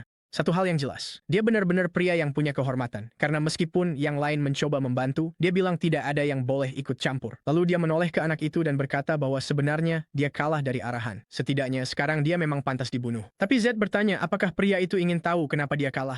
Clark berkata enggak, bunuh saja dia, dan berhenti bikin ribut. Tapi Z cuek saja. Dia bilang dia akan tetap memberitahunya. Dia bilang satu-satunya alasan dia kalah adalah karena Z sudah berlatih jauh lebih keras dan benar-benar berusaha. Jelas, itu mengenai titik lemah Clark. Dan dia bilang ironis sekali seseorang dengan garis keturunan seperti Z bicara soal usaha dan latihan. Kekuatan yang dia miliki hanya karena dia terlahir dengan darah arahan. Dia tidak tahu seperti apa usaha sesungguhnya. Usaha dari seseorang yang sama sekali tidak punya bakat. Tapi Z membalas bahwa dia yakin Clark seharusnya sudah lebih kuat darinya di usia itu. Kalau saja dia bertarung lebih baik dan berlatih untuk menjadi lebih kuat lagi, seharusnya dia tidak kalah sekarang. Tapi dia dibutakan oleh rasa rendah diri ini. Selain itu, seorang ksatria tidak seharusnya menyalahkan orang lain atas kekalahannya sendiri. Clark tetap diam dan berkata, ya, ironis. Sambil berpikir dia tak pernah membayangkan anak seperti ini akan mengingatkannya pada kode ksatria sejati. Lalu dia menyuruh arahan segera mengakhiri semuanya dan membunuhnya. Masalahnya Z tahu bahwa jika dia membunuh orang ini, seseorang yang dikenal sebagai ksatria 5 lingkaran, dia akan mulai diburu. Tapi dia juga tidak bisa membiarkan orang itu berkeliaran di luar sana dan menceritakan tentang dirinya kepada semua orang. Pada saat itu, bakat penantang dan bakat petirnya dinonaktifkan. Tiba-tiba dia mengangkat tangannya, dan semua orang di hutan berteriak, bertanya apa yang sedang dia lakukan. Karena memerintahkan para penjaga untuk membunuhnya sekarang juga. Dikelilingi oleh semua orang, Z berpikir jumlah orang seperti ini tidaklah ideal. Namun tiba-tiba, dia menoleh ke belakang, dan kabut aneh mulai mendekat. Seluruh tempat itu tertutup oleh energi ini, dan dia mencoba mencari tahu apakah itu seorang penyihir atau seseorang yang sedang mendekat. Situasinya ternyata lebih buruk dari yang dia kira, dan dia harus segera melarikan diri. Tiba-tiba kabut itu tampak sedikit mereda. Namun di detik berikutnya, saat dia membuka matanya, semua orang di depannya sudah mati. Astaga, dia bahkan belum sempat membunuh Herna, dan tak seorang pun sempat berteriak. Yang aneh adalah tubuh-tubuh itu penuh dengan luka seperti cakaran. Bahkan Clark pun terbunuh. Lalu Z teringat pada Ryu, menoleh ke belakang, dan memanggil namanya. Dengan posisi canggung dan membungkuk, dia muncul dari balik semak-semak sambil berkata bahwa dia baik-baik saja. Temannya bertanya apakah dia yang melakukan itu dan si bocah kita menjawab, bukan, pasti ada penyihir tingkat tinggi di sekitar sini. Apapun itu, sebaiknya mereka pergi secepat mungkin. Lalu Ryu melihat sebuah kartu di antara mayat-mayat itu dan menyuruhnya untuk memeriksanya. Kartu itu terlalu bersih dan tampak seperti sengaja dilemparkan di sana. Keduanya pergi sementara seseorang mengawasi mereka dari atas pohon. Tidak ada yang mencurigakan dari pria berkerudung ini kan? Kalau aku harus menebak, dia mungkin seorang arahan yang mengamati apakah bocah itu akan dieksekusi di penjara. Tapi sekarang dia melihat bocah itu hebat dan berpikir, lebih baik lindungi anak ini. Dia masa depan keluarga. Kalau kalian, bagaimana menurut kalian? Ayo pasang tebakan. Menurut kalian siapa pria ini ya? Coba kasih tahu kami. Beberapa waktu kemudian di hutan, dia membuat api unggun kecil dan duduk di sana sambil melihat selembar kertas yang awalnya kosong, sampai tiba-tiba dia memasukkan sedikit mana ke dalamnya, lalu muncul sebuah simbol. Itu adalah kartu sihir yang sebenarnya digunakan oleh organisasi rahasia untuk saling bertukar pesan transkripsi, bro. Dan Z mengenali simbol itu sebagai milik Black Mirror, sebuah kelompok yang bersumpah setia sepenuhnya kepada arahan dan membantu mereka dalam misi-misi rahasia. Kalau bicara soal organisasi rahasia, merekalah yang terbesar di Kekaisaran. Dan di bagian belakang surat itu terlihat angka 4. Kalau dia tidak salah, angka 1 berarti menerima atau mengiyakan, angka 2 berarti menolak, angka 3 adalah usulan, dan angka 4 berarti pengamatan serta perlindungan. Ya, tebakan saya tidak bertahan lama. Tidak seru, kan? Saya langsung benar. Sepertinya dia memang benar-benar dilindungi oleh seseorang dari arahan. Dia merasa aneh, karena secara teori dia tidak punya mana sama sekali. Tapi kemudian dia teringat. Ya sekarang dia punya 3. Ngomong-ngomong, mengingat jumlahnya naik 2 setelah mengalahkan Clark, bisa dibilang ini bekerja seperti pengalaman dalam sebuah game. Selain itu, sekarang dia telah membuka bentuk petir, sesuatu yang tidak hanya meningkatkan kemampuan fisiknya, tetapi juga menciptakan perisai. Tentu saja dia hanya punya mana untuk mengaktifkannya saat menggunakan bakat Challenger itu. Lalu Ryu memanggil anak kita dan bilang dia tidak bisa tidur. Dia ingin tahu kemana mereka akan pergi dan apa yang akan mereka lakukan. Anak kita bilang itu sudah jelas. Mereka akan pergi ke kota Frilda. Itu adalah tempat terakhir mereka mendengar kabar tentang kakaknya. Yang perlu mereka lakukan hanyalah terus bergerak. Namun, Ryu berkata mungkin saja kakaknya sudah tidak ada di sana lagi. Selain itu, kamu bahkan tidak bisa sampai ke Frilda tanpa menggunakan kereta kuda. Z bilang dia sudah tahu itu, dan rutenya akan sedikit berbeda. Pertama, mereka akan melewati Tamaa. Desa itu adalah garis depan dari penghalang pertahanan selatan. Pada saat itu, sebuah lingkaran sihir muncul di tanah, dan seorang ksatria muncul melaluinya. Waduh bro, bukankah ksatria berambut pirang itu karakter yang dulu dimainkan si bocah kita saat mengalahkan Raja Iblis? Bersamanya, pasukan mulai bermunculan, dan dia bersumpah bahwa dirinya, Torres Behal, akan memburu arahan yang telah mencemarkan nama tempat itu. Lalu kita melihat dia beberapa saat sebelumnya, berlutut dan bertanya apakah ada yang memanggilnya. Dia berhadapan langsung dengan Sang Tuan, yang mengatakan bahwa ada misi khusus untuk si bocah. Seorang arahan yang berada di penjara selatan telah melarikan diri beberapa hari yang lalu. Bukan hanya membunuh para penjaga, tapi juga orang-orang tak bersalah di kota. Dan dia, sebagai penerus keluarga Behal, harus membawa keadilan dan kehormatan bagi keluarganya. Pria berambut pirang itu langsung bersumpah bahwa perintah tersebut akan dipatuhi. Sementara itu, di tengah hutan, Ryu berkata, "Ini gila." Z hanya menyuruhnya berhenti mengeluh, mengatakan sudah 5 hari mereka membicarakan hal yang sama. Yang dikeluhkan temannya adalah bahwa merekalah satu-satunya orang bodoh yang langsung maju ke garis depan seperti ini. Pada peta kekaisaran, kamu bisa melihat hanya ada beberapa jalan keluar, dan di luar pegunungan wilayahnya penuh binatang iblis. Setiap keluarga besar ditugaskan menjaga salah satu wilayah ini, dan wilayah selatan menjadi milik keluarga Bahal. Tempat yang akan mereka tuju bernama Tamaya, sebuah desa tepat di garis depan dan salah satu lokasi binatang iblis sering muncul. Selain itu, karena merupakan markas maju, di sana juga terdapat portal teleportasi. Jelas saja, itu sesuatu yang sangat mahal hingga para bangsawan pun sulit menggunakannya. Tapi, anak kita dapat banyak uang dari bertaruh dan menjarah milik Herna. Meski begitu, Ryu tetap mengeluh, bilang dia sama sekali tidak tahu betapa menakutkannya binatang iblis itu. Waktu berlalu dan malam pun tiba lagi. Ia sedang mengobrol sebentar ketika Z tiba-tiba merasakan getaran aneh. Seluruh tanah bergetar. Dengan suara pelan, ia berdiri dan memberitahu Ryu untuk bersiap ada sesuatu yang datang. Mereka langsung memadamkan api unggun dan bersembunyi di balik semak-semak untuk mengamati perkemahan. Ryu berdoa agar itu bukan binatang iblis, sementara Z justru berharap itu memang binatang iblis. Masalahnya, getaran itu bukan hanya 1 atau 2, ada setidaknya belasan getaran.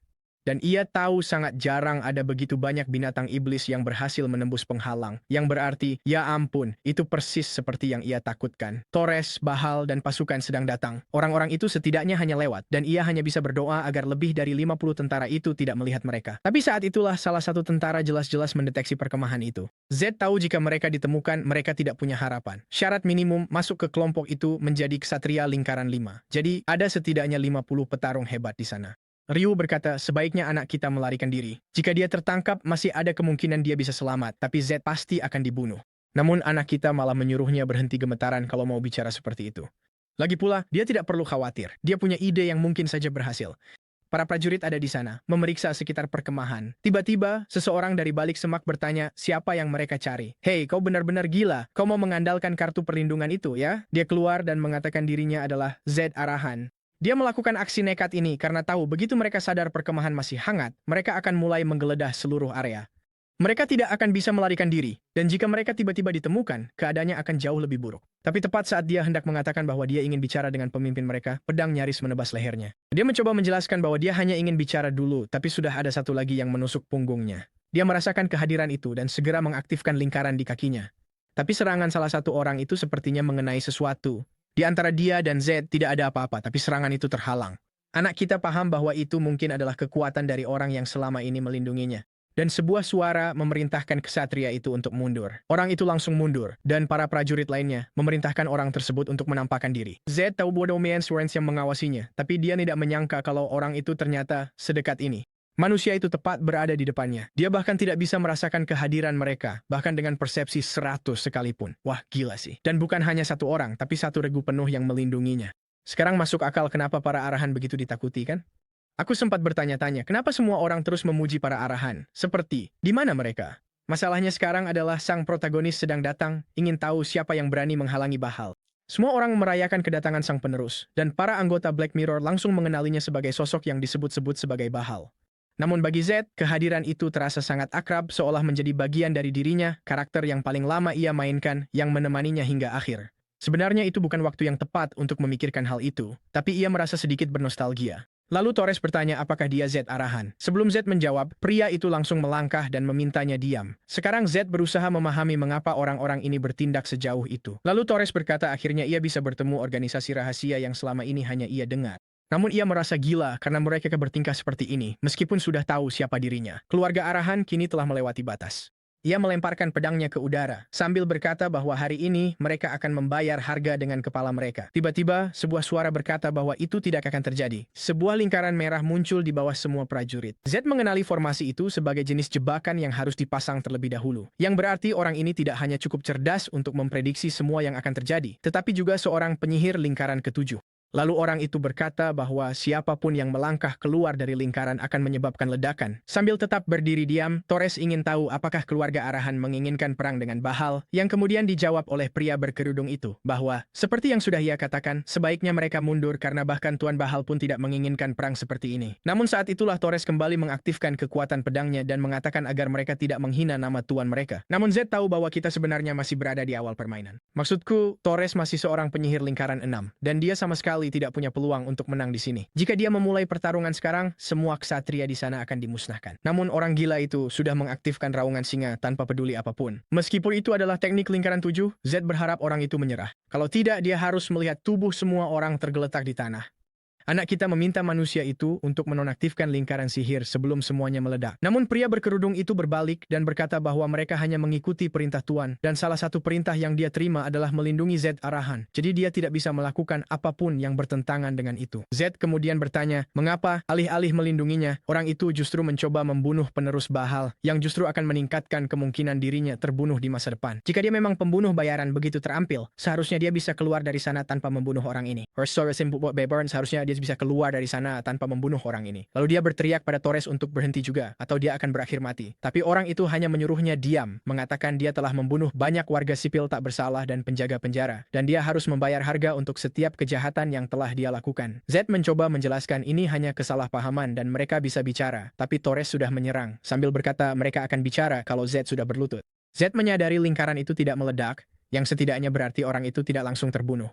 Tapi kemudian sebuah ledakan menyapu area tersebut dan Ryu memanggil Z. Pedang Torres telah diblokir oleh penghalang yang diciptakan oleh orang-orang dari organisasi rahasia itu, dan bahkan hanya dengan blok tersebut, serta gelombang kejut dari pedangnya, Torres langsung jatuh berlutut dan memuntahkan darah. Z, sialnya, bahkan berjalan mendekat dan bertanya apakah orang itu, sekarang setelah berlutut, sudah siap untuk sedikit berbicara. Tapi Torres langsung pingsan, dan ambruk hampir tak bernyawa ke tanah. Para prajurit berlari dan berkata dia sudah mati. Tapi anak kita menjelaskan itu hanya efek balik mana karena terlalu banyak menggunakan energinya. Sebaiknya biarkan dia pulih secara alami dan jangan mencoba apa-apa. Para penyembuh sudah mencoba menyembuhkannya. Namun Usagi tahu ini adalah efek balik mana dan kamu tidak bisa menyembuhkan efek balik seseorang jika kamu lebih lemah darinya. Jelas, satu-satunya yang lebih kuat darinya di sana adalah orang-orang Black Mirror. Dan protagonis kita menyuruh orang itu untuk langsung menyembuhkan Torres, yang jelas membuatnya ketakutan. Dia bertanya apakah Z benar-benar menyuruhnya untuk menyembuhkan ksatria ini. Z mengatakan bahwa Torres adalah teman lamanya. Maksudku, itu memang bukan bohong tapi pernyataannya agak mencurigakan. Jelas saja orang itu menolak untuk menyembuhkannya, mengatakan tidak mungkin mereka berdua adalah teman. Z lalu berkata bahwa para penyihir biasanya cerdas. Dia ingin tahu apakah orang itu benar-benar berpikir bahwa kematian seorang arahan tidak akan menyebabkan perang skala besar dan apakah itu akan membawa manfaat. Tapi orang itu malah menjawab bahwa kematian para penerus itu justru akan baik untuk para arahan. Anehnya, Z tampak yakin bahwa itu tidak benar. Oh iya, dia tahu kan bahwa di masa depan para iblis akan mulai menyerang dan mereka akan membutuhkan semua orang untuk menang. Masalahnya, dia mulai kehabisan kesabaran dan tiba-tiba saja dia meledak, bro. Dia menodongkan pedang ke lehernya sendiri sambil berkata kalau orang itu tidak menyembuhkan Torres, dia juga akan mati. Yang berarti kan pria bertopeng itu akan gagal menjalankan misinya karena misinya adalah melindungi dia. Pria bertopeng itu berkata, meskipun begitu, dia tidak bisa bertindak seperti itu atau tuan mereka akan sangat marah. Zed bilang dia tidak peduli, dia akan menanggung beban itu sendiri. Tiba-tiba, pria bertopeng itu mendekati Torres. Teman-temannya jelas ragu, tapi Zed menjelaskan bahwa satu-satunya orang yang bisa menyelamatkan Torres adalah seseorang yang lebih kuat darinya. Kalau mereka tidak menerima bantuan itu, orang itu akan mati di tempat. Dengan begitu, Torres akhirnya sembuh dan bahkan prajurit itu sampai meneteskan air mata. Pada saat yang sama persis, para anggota Black Mirror menghilang, seperti biasa, meninggalkan sebuah surat.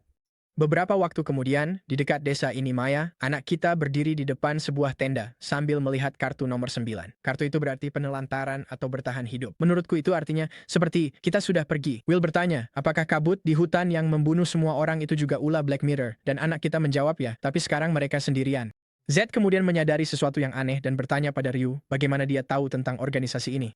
Ryu menjawab bahwa semua orang tahu, itu pengetahuan umum. Bahkan anak kecil di kota manapun tahu tentang mereka. Zed tidak percaya sebuah organisasi rahasia yang diketahui semua orang. Tapi Ryu memperingatkan karena semua orang mengawasi, sebaiknya mereka berhati-hati atau bisa dibunuh kapan saja. Namun Zed berkata tidak perlu khawatir. Mereka ksatria yang benar-benar memegang kode etik. Dengan kata lain, orang-orang yang menjunjung kehormatan. Di sisi lain, para penyihir akan membunuh temannya sendiri jika itu berarti mendapat beberapa koin. Kenyataannya, kedua belah pihak terlalu ekstrem dan agak rasional, tapi justru itu membuat segalanya jadi lebih mudah baginya. Dengan seorang ksatria, yang kamu butuhkan hanyalah menantang rasa kehormatan mereka. Dan dengan seorang penyihir, yang kamu perlukan hanyalah tawaran yang menguntungkan. Lalu salah satu ksatria muncul dan mengatakan bahwa Tuan Hair ingin berbicara dengannya. Beberapa saat kemudian di dalam tenda, Torres berbicara dengan anak kita. Dia memulai dengan membicarakan teh, tapi anak kita tampaknya tidak terlalu tertarik. Kemudian Torres langsung ke inti pembicaraan dan menanyakan tentang situasi mereka. Zed menjawab bahwa dia tidak terlalu formal dan ingin berbicara santai saja, toh mereka berdua masih muda, jadi bisa ngobrol santai. Torres bertanya berapa usianya, dan anak kita menjawab, di tubuh ini, aku 15 tahun. Kenapa sih dia selalu mengatakan hal-hal paling mencurigakan di dunia? Dia benar-benar terus terang bilang ke semua orang kalau dia itu reinkarnasi, astaga. Sementara mereka berdua mengobrol, lihat, Ryu di sana sedang mencatat bahwa mereka mulai akrab satu sama lain. Dan Torres menjawab bahwa meskipun dia tidak mau, dia tetap harus berterima kasih. Karena berkat Zed, nyawanya terselamatkan. Anak kita menyadari bahwa sama seperti di dalam game, dan karena dia seorang ksatria, orang itu memang menepati kata-kata kehormatannya. Harga dirinya terlalu tinggi, tak akan pernah menyakiti orang menyelamatkannya. Kalau ada yang mengenal Torres, itu dirinya sendiri. Bagaimanapun juga dia sudah memainkan karakter Torres selama 10 tahun, tapi kemudian pria itu berkata, cukup basa-basinya, langsung saja ke intinya. Dia ingin tahu apa maksud dari pembunuhan warga kota dan penjaga penjara yang ternyata hanya jebakan. Zed berkata tidak masalah, lalu mulai menjelaskan semua yang telah terjadi. Beberapa saat kemudian, Torres mengatakan bahwa jika apa yang dikatakan Zed itu benar, maka membela diri memang bisa dibenarkan. Namun inti dari semua ini adalah mencari tahu apakah itu benar atau tidak. Tapi Zed menjawab bahwa jika itu bohong, dia pasti sudah membiarkan Torres mati, dan itu akan jadi jalan keluar yang lebih mudah baginya. Anehnya, Torres berkata bahwa jujur saja, argumen itu memang kuat bro. Saya menerimanya. Sudah, pria itu menyerah untuk berdebat. Lalu dia meletakkan sebuah karung di atas meja dan berkata itu adalah hadiah. Bro, itu semacam bubuk mineral. Namun Zed menjawab bahwa kalau dia sedang mencoba meminta maaf, caranya salah. Yang benar-benar dia inginkan adalah bantuan untuk mencari adik Ryu yang hilang. Torres bilang itu tidak masuk akal, itu tidak akan menguntungkannya sebagai seorang penyihir. Tapi Zed hanya menjawab bahwa dia tidak peduli soal itu adalah janji yang dia buat pada temannya. Keesokan paginya, si jagoan itu muncul lagi. Setiap hari, pagi-pagi sekali, dia sudah melakukan banyak push-up, ya kan teman-teman? Bro, gua harus termotivasi sama orang ini. Dan Ryu malah bingung, ingin tahu kenapa dia meminta bantuan itu, padahal dia bisa saja mendapatkan sesuatu yang jauh lebih baik untuk dirinya sendiri. Sementara itu, Touha hanya berdiri di samping mendengarkan semuanya dan memperhatikan si jagoan yang lagi olahraga. Kalian tahu, orang ini memang aneh, ya kan teman-teman? Aku juga nggak tahu. Satu-satunya wanita dalam cerita ini cuma Herma, dan dia sudah mati. Mereka benar-benar harus memperkenalkan karakter baru, soalnya ini mulai terasa aneh. Dan anehnya, dia benar-benar menatap perut si jagoan kita, berpikir seperti penyihir tanpa mana. Biasanya para penyihir bilang latihan fisik itu barbar, tapi yang satu ini kerja keras. Mungkin dia bisa merasa terhubung dengan anak itu, seorang penyihir tanpa mana seperti ksatria tanpa pedang. Yang membuatnya terkesan adalah, meskipun begitu, anak itu tidak menyerah dan terus berusaha untuk berkembang. Hal itu membuatmu bertanya-tanya, kalau dia ada di situasi seburuk itu, apakah dia bisa tetap menjaga martabatnya? Pada saat itu, Torres bertemu dengan seorang penyihir yang lebih ksatria daripada para ksatria yang pernah ia kenal, dan ia bersumpah akan menjadi temannya, merayu. Ayo teman-teman, akhirnya ada juga pertemanan, soalnya tadi suasananya mulai aneh. Beberapa waktu kemudian, dia pergi untuk membeli steak besar untuk dimakan. Jelas, jenis pesta makan seperti itu pasti bisa membuat siapapun jadi lebih bersemangat. Dan saat Torres bersikap ramah pada anak kita, para ksatria lain justru hanya menonton dari pojok dan sama sekali tidak menyukainya. Dia menyuruh semua orang duduk dan anak kita pun terkesan. Persis seperti yang dia pikirkan, Torres selalu menepati kata dan kehormatannya. Ryu, di sisi lain agak ragu, bertanya apakah dia benar-benar yakin mereka boleh memakan itu. Anak kita bilang dia tidak tahu banyak soal ksatria, cukup makan dan ucapkan terima kasih. Mereka mulai makan, tapi Z tahu tidak ada yang gratis di dunia ini. Untuk bisa menyajikan sesuatu semahal itu, pasti mereka menginginkan sesuatu sebagai balasannya. Namun tiba-tiba, salah satu ksatria berdiri dan berkata bahwa situasi ini membuatnya tidak nyaman, jadi dia akan pergi. Orang lain pun berkata hal yang sama, dan semua orang berdiri, mengatakan mereka akan pergi. Dalam sekejap, hanya tersisa mereka bertiga di meja. Torres meminta maaf, tapi Z bilang tidak apa-apa. Lagi pula, lebih baik tidak menghukum orang-orang itu. Dia tidak akan mendapatkan apa-apa dari itu. Torres kembali berkata, aneh rasanya, anak kita meminta agar orang-orang yang selalu menghina dirinya tidak dihukum. Tapi Z bilang itu sudah sewajarnya. Orang-orang itu sudah menganggap para penyihir sebagai musuh sejak kecil. Jelas saja, tidak wajar kalau tiba-tiba mereka bertemu seorang penyihir, lalu duduk bersama dan makan bareng. Torres bilang, mungkin itu benar. Mungkin dia memang salah karena sudah mengundang mereka ke acara ini. Tapi pada saat itu Z berkata, pasti ada hal yang lebih penting yang ingin disampaikan kan, karena dia memanggil mereka ke sini untuk ini. Torres menjelaskan bahwa mereka berencana untuk segera meninggalkan tempat ini, tapi dia ingin menunda keberangkatan selama 1 hari. Itu karena dia ingin menunjukkan kepada semua orang bahwa Z adalah pemuda yang baik dan terhormat, dan 1 hari saja sudah cukup. Z bertanya apakah dia tidak masalah dengan itu dan dia menjawab iya. Beberapa waktu kemudian kita berada di perbatasan selatan dekat tembok Inimaya. Seekor makhluk terbelah 2 dan seorang ksatria merayakannya. Torres memuji kerja semua orang dan menyuruh mereka untuk terus maju. Namun, Z ada di sana di tengah-tengah semuanya, mencoba memahami mengapa dia dilibatkan dalam semua ini. Dia tahu bahwa kelompok ini sangat maju dan biasanya berurusan dengan makhluk-makhluk berbahaya. Itu adalah sebabnya setelah setiap misi, mereka selalu merayakan jika semua orang berhasil kembali, atau dalam beberapa kasus mereka berduka untuk yang tidak kembali. Z berpikir bahwa rencana Torres adalah membuatnya ikut serta agar kelompok ini mulai menyukainya. Mungkin itu keputusan yang emosional, tapi wajar untuk anak berusia 17 tahun. Namun saat mereka melanjutkan perjalanan, mereka menemukan beberapa tanda di tanah. Kawahnya sangat besar, dan Torres bertanya apakah ada yang tahu apa penyebabnya. Orang di sebelahnya mengatakan mungkin itu adalah makhluk buas yang belum tercatat. Sesuai protokol seharusnya mereka mundur sekarang dan mencatatnya di buku laporan. Tapi Torres mengatakan itu terlalu berlebihan. Mereka bahkan belum masuk ke zona bahaya 1, jadi meskipun itu makhluk baru, seharusnya tingkatnya masih rendah. Yang lain mengatakan bahwa meskipun tingkatnya rendah, tetap saja bisa berbahaya jika itu sesuatu yang belum diketahui. Torres sedang berpikir untuk kembali sampai Z mengatakan bahwa dia tahu makhluk apa itu. Jelas, itu adalah monster yang disebut Basilisk, makhluk tingkat menengah, tapi dengan 25 ksatria lingkaran dan dia di lingkaran ke-6, itu tidak akan sulit. Torres bertanya apakah dia tidak berbohong, sementara semua prajurit mulai mengatakan bahwa mereka tidak bisa mempercayai seorang penyihir. Z hanya menjawab bahwa mereka seharusnya tahu kalau para penyihir arahan memiliki catatan bestiari yang jauh lebih luas daripada mereka. Seperti biasa, para pria itu merasa mereka sedang dihina dan mulai mengeluh tentang anak itu. Tapi Z membalas bahwa merekalah yang meremehkannya. Pertama-tama mereka seharusnya bahkan tidak punya nyali untuk berbicara sekeras itu kepada pewaris arahan. Tiba-tiba Torres memotong pembicaraan dan menyuruh semua orang diam. Ia lalu meminta maaf kepada Z, mengatakan bahwa ia berharap semuanya akan berjalan lebih baik. Ketika tiba-tiba, Basilisk muncul di belakang semua orang. Torres langsung berteriak agar semua orang membentuk formasi, tapi mereka sudah harus menghindari serangan pertama. Ia bertanya apakah Z baik-baik saja, yang kemudian membalas agar dia fokus pada pertarungan bro. Dia hampir saja diterkam oleh monster lain. Saat itulah mereka menyadari ternyata bukan 1 Basilisk tapi 2. Dan Torres sudah mulai mengaktifkan auranya. Dan sekarang aku baru sadar, bukankah dia agak mirip Vlad dari Stellar Swordsman? Seperti Vlad dari dunia lain, dan sungguh, semua ksatria di sana dengan aura mereka menyala, menyerbu ke arah Basilisk. Anehnya, di dunia ini, para penyihir bertarung jarak dekat sementara para ksatria justru yang melepaskan tebasan aura itu. Masalahnya, ledakan tebasan aura itu sama sekali tidak mempan pada Basilisk, bahkan Vlad pun bingung karena serangannya tidak berhasil. Tiba-tiba, makhluk itu mengangkat ekornya yang penuh duri, dan Z berteriak agar semua orang tiarap. Tidak ada yang patuh, dan Torres berteriak agar mereka mengikuti perintah. Saat itulah para pria itu menjatuhkan diri ke tanah, tapi Z melihat satu orang yang keras kepala, berkata dia tidak mau menerima perintah dari seorang penyihir. Anak kita berteriak lagi, tapi sudah terlambat. Monster itu menembakkan sejumlah duri beracun. Mereka yang sudah tiarap tidak terbunuh, tapi si bodoh yang tetap berdiri jelas-jelas terkena. Diselamatkan oleh Z, kan? Tentu saja dia begitu. Harus diselamatkan oleh anak penyihir, dasar bego. Tapi anak kita sudah memperingatkan mereka bahwa pada serangan berikutnya, monster itu akan mengincar ke tanah, jadi trik itu tidak akan berhasil 2 kali. Lalu dia bilang ke Torres bahwa dia akan menyerahkan Torres dan para ksatria untuk menghadapi yang di sebelah kiri. Dengan kata lain, si jagoan akan menangani yang di sebelah kanan. Torres agak bingung, tapi Z hanya menyuruhnya untuk segera jawab ya atau tidak. Jadi si pirang bilang oke, mereka akan membunuh yang di kiri dan dia akan mengurus yang di kanan. Anak kita tersenyum dan bilang dia mengandalkan mereka. Dengan itu, pasukan ksatria melompat pergi, meninggalkan anak kita berhadapan langsung dengan basilisk yang satunya.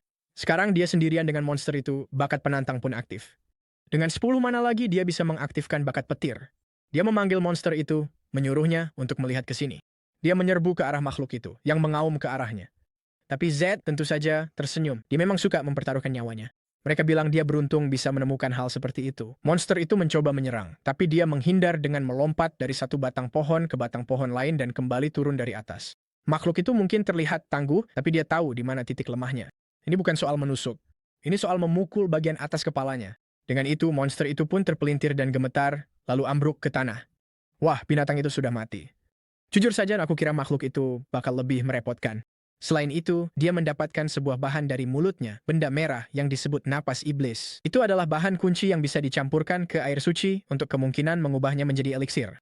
Anak laki-laki itu benar-benar percaya diri, dengan kilat menyambar dan bola-bola energi kecil melayang di sekitarnya, lalu dia bilang bahwa eliksir itu adalah barang yang sempurna, karena punya peluang kecil untuk meningkatkan beberapa statistikmu. Dan karena semua statistiknya sudah maksimal, ya, itu berarti peluang 100% untuk menambah mana. Lalu dia melambaikan tangan pada monster itu, bilang dia akan pergi membantu para ksatria. Torres sedang bertahan dari serangan, tapi akhirnya terpental jauh. Meski begitu dia masih berhasil bertahan. Masalahnya sekarang, dia sudah terpisah dari para ksatria dan tidak punya dukungan pertahanan. Saat itu juga dia melihat sebuah kembang api meluncur ke langit. Wah, dan itu mengenai kepala monster itu lagi. Jelas itu ulah Z yang bertanya apakah dia baik-baik saja. Melihat anak itu dipenuhi listrik, Torres penasaran itu energi macam apa. Para ksatria pun datang terkejut dan bertanya itu apa.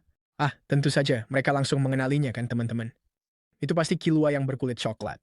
Torres bertanya apakah dia benar-benar menggunakan ki petir, dan Z menjawab, jelas saja, yang membuat pria itu semakin bingung, karena setahunya anak itu tidak punya mana. Sang protagonis menjelaskan bahwa dia baru saja memperoleh mana, yang membuat si bodoh itu makin kebingungan.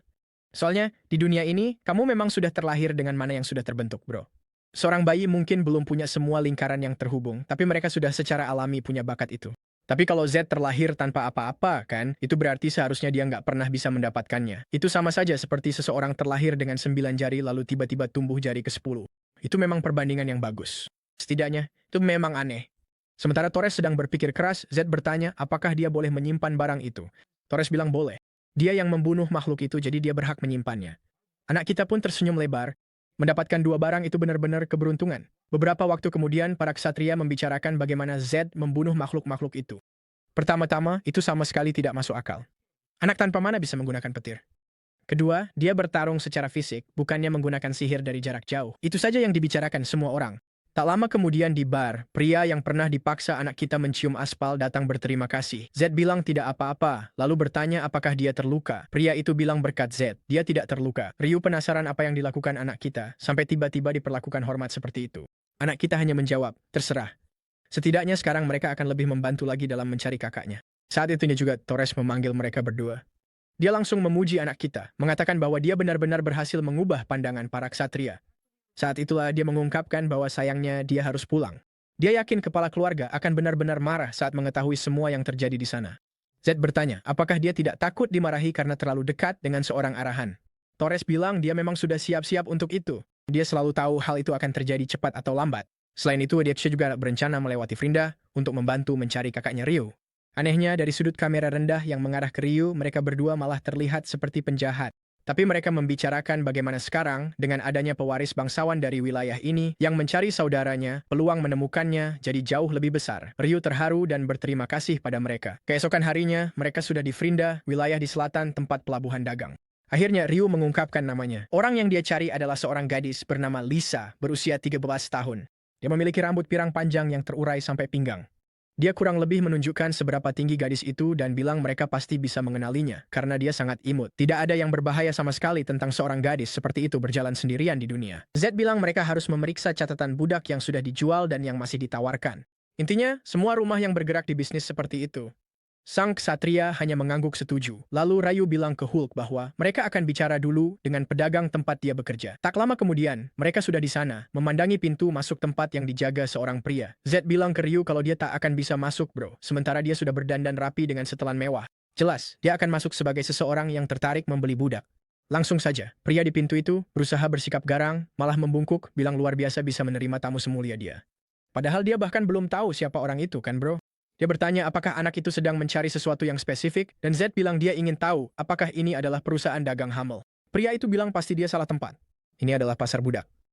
Dia berdiri dan berkata bahwa sepertinya anak itu bukan bangsawan dan lebih baik anak seperti dia pergi saja. Z merasa itu aneh dan bilang kalau dia memang bangsawan. Pria itu menjawab bahwa setiap bangsawan sejati selalu menyebut budak seolah-olah mereka adalah barang dagangan. Dengan kata lain, fakta bahwa Z bertanya apakah ini pos perdagangan tidak masuk akal. Z menyuruhnya untuk berhenti bersikap bodoh, tapi pria itu bilang pasti dia dikirim oleh DeVito. Sekali lagi, Z memakinya dan pria itu mencoba memukulnya. Dan 10 detik kemudian, di sanalah dia, babak belur, ditampar-tampar di wajahnya, sementara Z menyuruhnya untuk segera menjawab. Ternyata, firma dagang Hamel yang asli sudah menghilang, dan orang-orang ini yang mengambil alih, dan Z ingin tahu alasannya. Pria itu menjelaskan bahwa pemilik sebelumnya bangkrut, jadi mereka semacam langsung mengambil alih tempat ini. Z ingin tahu siapa si DeVito ini, dan pria itu bilang dia adalah pedagang budak terbesar di seluruh wilayah selatan. Sekarang Z punya satu nama lagi untuk daftarnya, dan dia ingin tahu di mana sisa orang-orang dari tempat ini. Ketika pria itu bertanya apakah yang dimaksud adalah produk, dengan kata lain menganggap budak hanyalah barang, dia langsung mendapat tamparan lagi di wajah. Z menyuruhnya untuk mengulang ucapannya dan bam, tamparan lagi dan lagi. Lalu Z mengatakan sudah saatnya dia belajar bahwa manusia bukanlah barang dagangan. Meskipun dia sampah, setidaknya dia harus mencoba hidup dengan sedikit rasa hormat. Pria itu meminta maaf dan beberapa saat kemudian dia menarik tirai ke belakang. Di balik jeruji ada sekelompok orang yang tampak lelah, dirantai dan dipenjara. Z bertanya apakah masih ada orang lain dan pria itu menjawab tidak, itu sudah semuanya. Z merasa itu aneh. Tidak ada gadis berambut pirang, tidak ada anak-anak, tidak ada yang sesuai dengan yang mereka cari, tapi itu memang sudah bisa diduga kan? Anak-anak biasanya adalah budak yang paling mahal di luar sana. Kemungkinan besar, gadis seperti yang dideskripsikan Ryu sudah lama dijual. Dia berbalik ke pria itu dan berkata bahwa hari ini dia sedang beruntung. Dia akan mendapat kesempatan untuk menjadi orang yang layak. Yang harus dia lakukan hanyalah membawa semua uang dari tempat ini dan kunci penjara. Adegan berikutnya, si bodoh itu kini di balik jeruji, dan tokoh kita memberitahunya bahwa sekarang giliran dia merasakan hidup itu. Di luar, mantan budak berterima kasih padanya atas kebaikannya. Sepertinya dia mengambil semua uang dari pedagang budak dan membagikannya kepada orang-orang yang dibebaskan agar mereka bisa memulai hidup baru. Anak berhati emas. Dia juga memanfaatkan kesempatan untuk duduk dan berbincang dengan beberapa dari mereka, mendengarkan kisah hidup mereka, dan mengumpulkan informasi tentang dunia ini. Seorang pria berambut putih memperkenalkan dirinya sebagai Gordon dan mengatakan bahwa dulu dia adalah asisten keluarga Cherfield. Z menjawab bahwa jika dia pernah bekerja untuk orang-orang itu dan tidak terbunuh, berarti dia sudah beruntung. Yang kemudian dibenarkan oleh Gordon, ya, saat itu, dewa-dewa pasti sedang berpihak padanya. Dalam hal pandai besi, keluarga Cherfield adalah yang terkuat. Di masa krisis dan perang, semua orang mencari alat sihir dan senjata yang dulu mereka produksi. Namun karena pengkhianatan terhadap kekaisaran, seluruh keluarga itu dibunuh. Dengan begitu, mereka lenyap dari sejarah dan tak seorang pun suka menyebut nama mereka lagi. Jelas saja, meskipun begitu, kekaisaran memang bodoh, karena mereka tidak membiarkan satupun keturunan hidup, teknik-teknik yang mereka miliki pun hilang selamanya. Dan sekarang, ketika jumlah binatang ajaib terus bertambah, ketiadaan senjata berkualitas membuat mereka harus membayar mahal. Dengan tangan yang sudah penuh luka, Gordon berkata bahwa semua ini hanyalah kejayaan masa lalu. Anak kita berkata memang menyedihkan mengetahui teknik sehebat itu telah hilang di telan waktu. Lalu Gordon berkata bahwa, sebagai ucapan terima kasih, dia akan membagikan sebuah informasi, tapi hanya karena Z telah menyelamatkannya. Ini adalah rahasia yang harus dijaga. Anak kita berkata tidak masalah, tapi meskipun begitu, si kakek melirik sekeliling dan berkata bahwa mereka harus bicara di tempat lain. Di luar, dia menjelaskan bahwa pewaris sejati keluarga Cherfield, yang dikenal sebagai Lacto, masih hidup. Sebenarnya asisten utamanya lah yang mati menggantikannya agar dia bisa melarikan diri. Dia mengganti pakaian, merusak wajahnya sendiri, dan sejak itu tidak pernah dikenali lagi. Jika rencananya berhasil 100%, kemungkinan besar dia sekarang tinggal di suatu tempat di Mires. Itu adalah informasi yang sangat berharga bagi Z. Satu-satunya masalah adalah seseorang yang diburu karena pengkhianatan jelas tidak akan mudah ditemukan. Z berterima kasih dan Gordon berkata dia hanya memberitahu karena Z tampak seperti orang baik. Ia hanya meminta Tuan Lacto tidak celaka. Mereka kembali ke bar makan. Kita tahu mereka sedang makan, tapi tampaknya suasananya agak sedih, dan Z ingin tahu alasannya. Dia tidak boleh merasa putus asa hanya karena mereka tidak menemukan adiknya di tempat pertama yang mereka periksa. Masih ada pedagang budak yang jauh lebih besar, misalnya DeVito. Gordon tampaknya mendengar nama itu dan memperingatkan Z untuk berhati-hati. Orang itu berada di level yang benar-benar berbeda dari tempat yang mereka hancurkan. Z merasa percaya diri dan berkata bahwa dia punya pasukan Bahal bersamanya, jadi dia tidak takut. Tapi Gordon memberitahunya bahwa dia sama sekali tidak tahu apa-apa. DeVito punya koneksi di seluruh kekaisaran, dan kabarnya salah satu klien terbesarnya tidak lain adalah keluarga Arahan. Tentu saja benar. Pada saat itu, si bocah kita sedang menggunakan lensa birunya, sehingga tidak ada yang tahu kalau dia sebenarnya adalah seorang arahan. Dia sudah membayangkan bahwa orang-orang Black Mirror pasti membeli budak untuk dilatih dan dijadikan bayangan keluarga. Merasa agak canggung, dia berkata bahwa itu tidak terlalu masuk akal. Kenapa keluarga arahan harus jauh-jauh ke selatan hanya untuk membeli budak? Lalu si kakek berkata, itu karena harganya tak tertandingi. Selain itu, jika mereka membeli semua budak terbaik di selatan, mereka membuat keluarga-keluarga kuat di selatan kehabisan pilihan. Z berhenti sejenak untuk berpikir lalu berkata, ya, itu memang terdengar seperti sesuatu yang akan dilakukan keluarga arahan. Masalah sebenarnya sekarang adalah bagaimana jika orang-orang Black Mirror melindungi DeVito. Itu berarti jika dia menyerang mereka tanpa mengungkapkan identitasnya, bisa saja memicu perang besar-besaran antara keluarga Bahal dan arahan. Rio memanggil anak itu dengan sedikit ragu, dan Z menyadari bahwa anak itu merasa canggung karena permintaannya mulai menimbulkan terlalu banyak masalah. Tapi Z memberitahunya untuk tidak khawatir, karena ini bukan lagi soal adik perempuannya saja. Ini tentang melakukan apa yang benar. Bagi Z, itu tidak masalah. Dia memang berencana untuk menumpas semua pedagang budak cepat atau lambat. Keesokan harinya, berhadapan langsung dengan pasar budak milik DeVito, yang lebih mirip istana kekaisaran atau gereja mewah raksasa. Inilah dia, anak kita, tampil dengan pakaian bangsawan saat memasuki tempat itu. Tiba-tiba, orang-orang di dalam terkejut. Z masuk tanpa berkata apa-apa, dan pria berotot di depan bertanya apa yang dia pikir sedang dia lakukan. Tapi Z hanya ingin tahu di mana DeVito berada. Salah satu dari mereka berkata bahwa dia harus paham kemana dia sedang masuk. Yang lain memperingatkan bahwa ini adalah salah satu dari sedikit tempat di mana bahkan seorang bangsawan muda pun bisa kehilangan nyawanya. Tapi dia tetap melangkah, meraih matanya, sambil berkata bahwa semua orang yang bekerja untuk keluarga arahan memang benar-benar sombong. Dan begitu para pria itu melihat mata merahnya, boom, mereka semua langsung berlutut, memohon ampun. Lalu di latar belakang, dia juga melihat seorang pria yang sedikit membungkuk. Pakaian itu tampak seperti milik orang-orang Black Mirror, tapi sepertinya hanya seseorang dari pangkat rendah. Saat itulah dari lantai 2, seseorang berkata bahwa ada tamu menarik yang baru saja datang. Pria berkumis itu ingin tahu apa yang dilakukan seseorang yang begitu terhormat di tempat itu. Dia turun dan berkata bahwa dia mendengar anak ini pergi ke pasar budak dan menghancurkan tempat itu. Langsung saja, Z menyadari bahwa dari kepercayaan diri pria itu, nama arahan saja tidak akan mempan padanya. Ini mungkin DeVito yang sudah mengambil gelas sambil berkata bahwa dia tidak menyangka anak itu benar-benar punya nyali untuk datang sejauh ini, tapi mungkin dia memang terlalu naif. Z langsung ke inti pembicaraan dan mengatakan bahwa mulai hari ini, kesepakatan antara mereka dan arahan sudah berakhir, dan dia akan membawa semua budak dari tempat itu, jadi sebaiknya DeVito bekerja sama. Tapi, DeVito malah tertawa terbahak-bahak di depan wajahnya, meminta maaf karena dia tidak bisa menahan diri, itu benar-benar lucu baginya. Z ingin tahu apakah orang itu memang begitu ingin mati, yang kemudian dijawab DeVito bahwa dia hanya penasaran kapan itu akan terjadi. Dia bilang dia sudah lelah dengan basa-basi dan dia tidak akan membunuh anak itu karena dia adalah tamu yang dihormati. Namun pelajaran yang akan dia dapatkan hari ini akan dia bawa seumur hidupnya. Sama seperti yang dipikirkan sang protagonis, dia harus menyelesaikan ini dengan adu jotos. Satu-satunya masalah adalah dia berharap pria berkerudung di belakang itu tidak punya terlalu banyak lingkaran. Dia bersiap untuk menyerang sebelum orang-orang lain bergerak, tapi tiba-tiba seseorang berteriak untuk mengepung gedung itu. Wah, lihat siapa yang berteriak di sana. Jelas, itu Torres yang berteriak bahwa mereka ada di sana untuk memberikan like pada video ini yang membantu Mamoru membuat konten yang lebih seru untuk para penontonnya. Aktifkan lonceng kecil nakal itu, dan aku pamit.